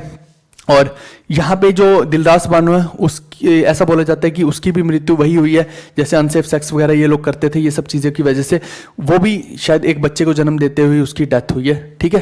तो वही चीज़ है कि ये लोग बिल्कुल भी हाइजीन का ध्यान देते नहीं होंगे, गधे थे दिमाग से, तो ये सब औरतों को कुछ समझते ही नहीं थे, ठीक है, सिर्फ मैनमेड सोसाइटी के ऊपर ध्यान देते थे ये लोग। तो ये एक सबसे बड़ा कारण इसका हो सकता है। और उसकी मौत के बाद फिर ये औरंगजेब और आजम शाह, ऐसा सुनने में आया कि बहुत हफ्तों तक ये इन्होंने खुद को एकदम कैद कर लिया था, बिना किसी से बातचीत किए ये रहते थे, बहुत ज़्यादा दुख में थे, ऐसा बोला जाता है। अब क्या था क्या नहीं, ये तो ये औरंगजेब ही जाने अब, ठीक है भाई। तो अच्छा, ऑटोबायोग्राफी ऑफ औरंगजेब अगर बोलें तो उसका नाम है फतवाए आलमगीर। वो जो आलमगीर नाम है वो अलग है, ये फतवाए आलमगीर है, ये किसने लिखी है, औरंगजेब ने खुद लिखी है इन पर्शियन, फारसी भाषा में। ऑटोबायोग्राफी का मतलब होता है खुद लिखना।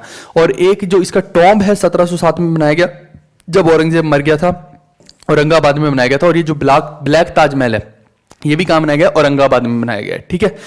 बिल्कुल सेम जैसा वो व्हाइट ताजमहल है उसी के जैसा इन्होंने ब्लैक ताजमहल बनाने की कोशिश की है। और अब जो औरंगाबाद का नाम हो गया है वो संभाजी नगर हो गया है, जो शिवाजी महाराज के वंशज रहे हैं संभाजी महाराज, उनके नाम पे रखा गया है। अच्छा, एक और चीज पूछी जा सकती है, क्योंकि अब देखिए कि औरंगजेब ने क्या किया, री इम्पोज किया जजिया को।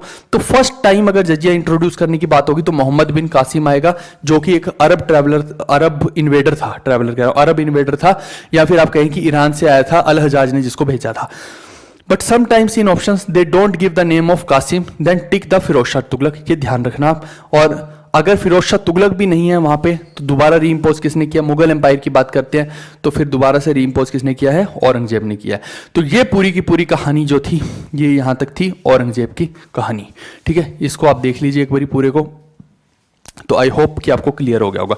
इसके बाद भी बहुत सारे मुगल रूलर आए, लेकिन सारे के सारे इनकैपेबल थे। और इस टाइम पे देखिए औरंगजेब के टाइम पे क्या क्या चल रहा था, शिवाजी महाराज भी बहुत ज़्यादा फ्लरिश हो रहे थे, यानी कि मराठा एम्पायर फ्लरिश हो रहा था। और इस टाइम पे ही देखिए अंग्रेज भी आ गए हैं, इस टाइम पे पोर्टुगीज भी आ गए हैं, इस टाइम पे औरंगजेब भी है। औरंगजेब की मृत्यु के बाद भी आगे इनकैपेबल रूलर रहेंगे, लेकिन बहुत सारी जो कंट्रीज कह रहा हूँ स्टेट्स हैं वो खुद को फ्री करती जाएंगे उनसे, यानी कि ये लोग वीकन होते जाएंगे। अब जितने भी हैं आगे इनकेपेबल रूलर्स हैं, तो वो हम जो पढ़ने वाले हैं वो मॉडर्न हिस्ट्री के शुरुआत में उसको देख लेंगे। अच्छा, एक और चीज़ है भाई कि अगर आपको हमारे ये सेशन सच में अच्छे लग रहे हैं ना, ऐसा लग रहा है कि हाँ हमने इस पेड कोर्स के अंदर बहुत ज़्यादा जान डाली है, एकदम बहुत डिफरेंट यूनिक कंटेंट दिया है जो एग्जाम के पॉइंट ऑफ व्यू से है और एकदम मैंने हुक करके रखा है, तो आप एक काम करना भाई कि जो प्ले स्टोर में हमारी ऐप है ना जीवी कक्षा के नाम से, वहां जाके जो उसके नीचे कमेंट्स होते हैं वहां पे एक पॉजिटिव फीडबैक जरूर दीजिएगा, ताकि सबको पता लगे कि हाँ ये कंटेंट सबके लिए वैल्यूएबल है। ऐसा नहीं हम कर रहे 2 पैसे का कंटेंट दे रहे हैं और तुमसे इतने इतने पैसे ले रहे हैं, ऐसा बिल्कुल नहीं कर रहे हैं। एक नॉमिनल कॉस्ट पे हम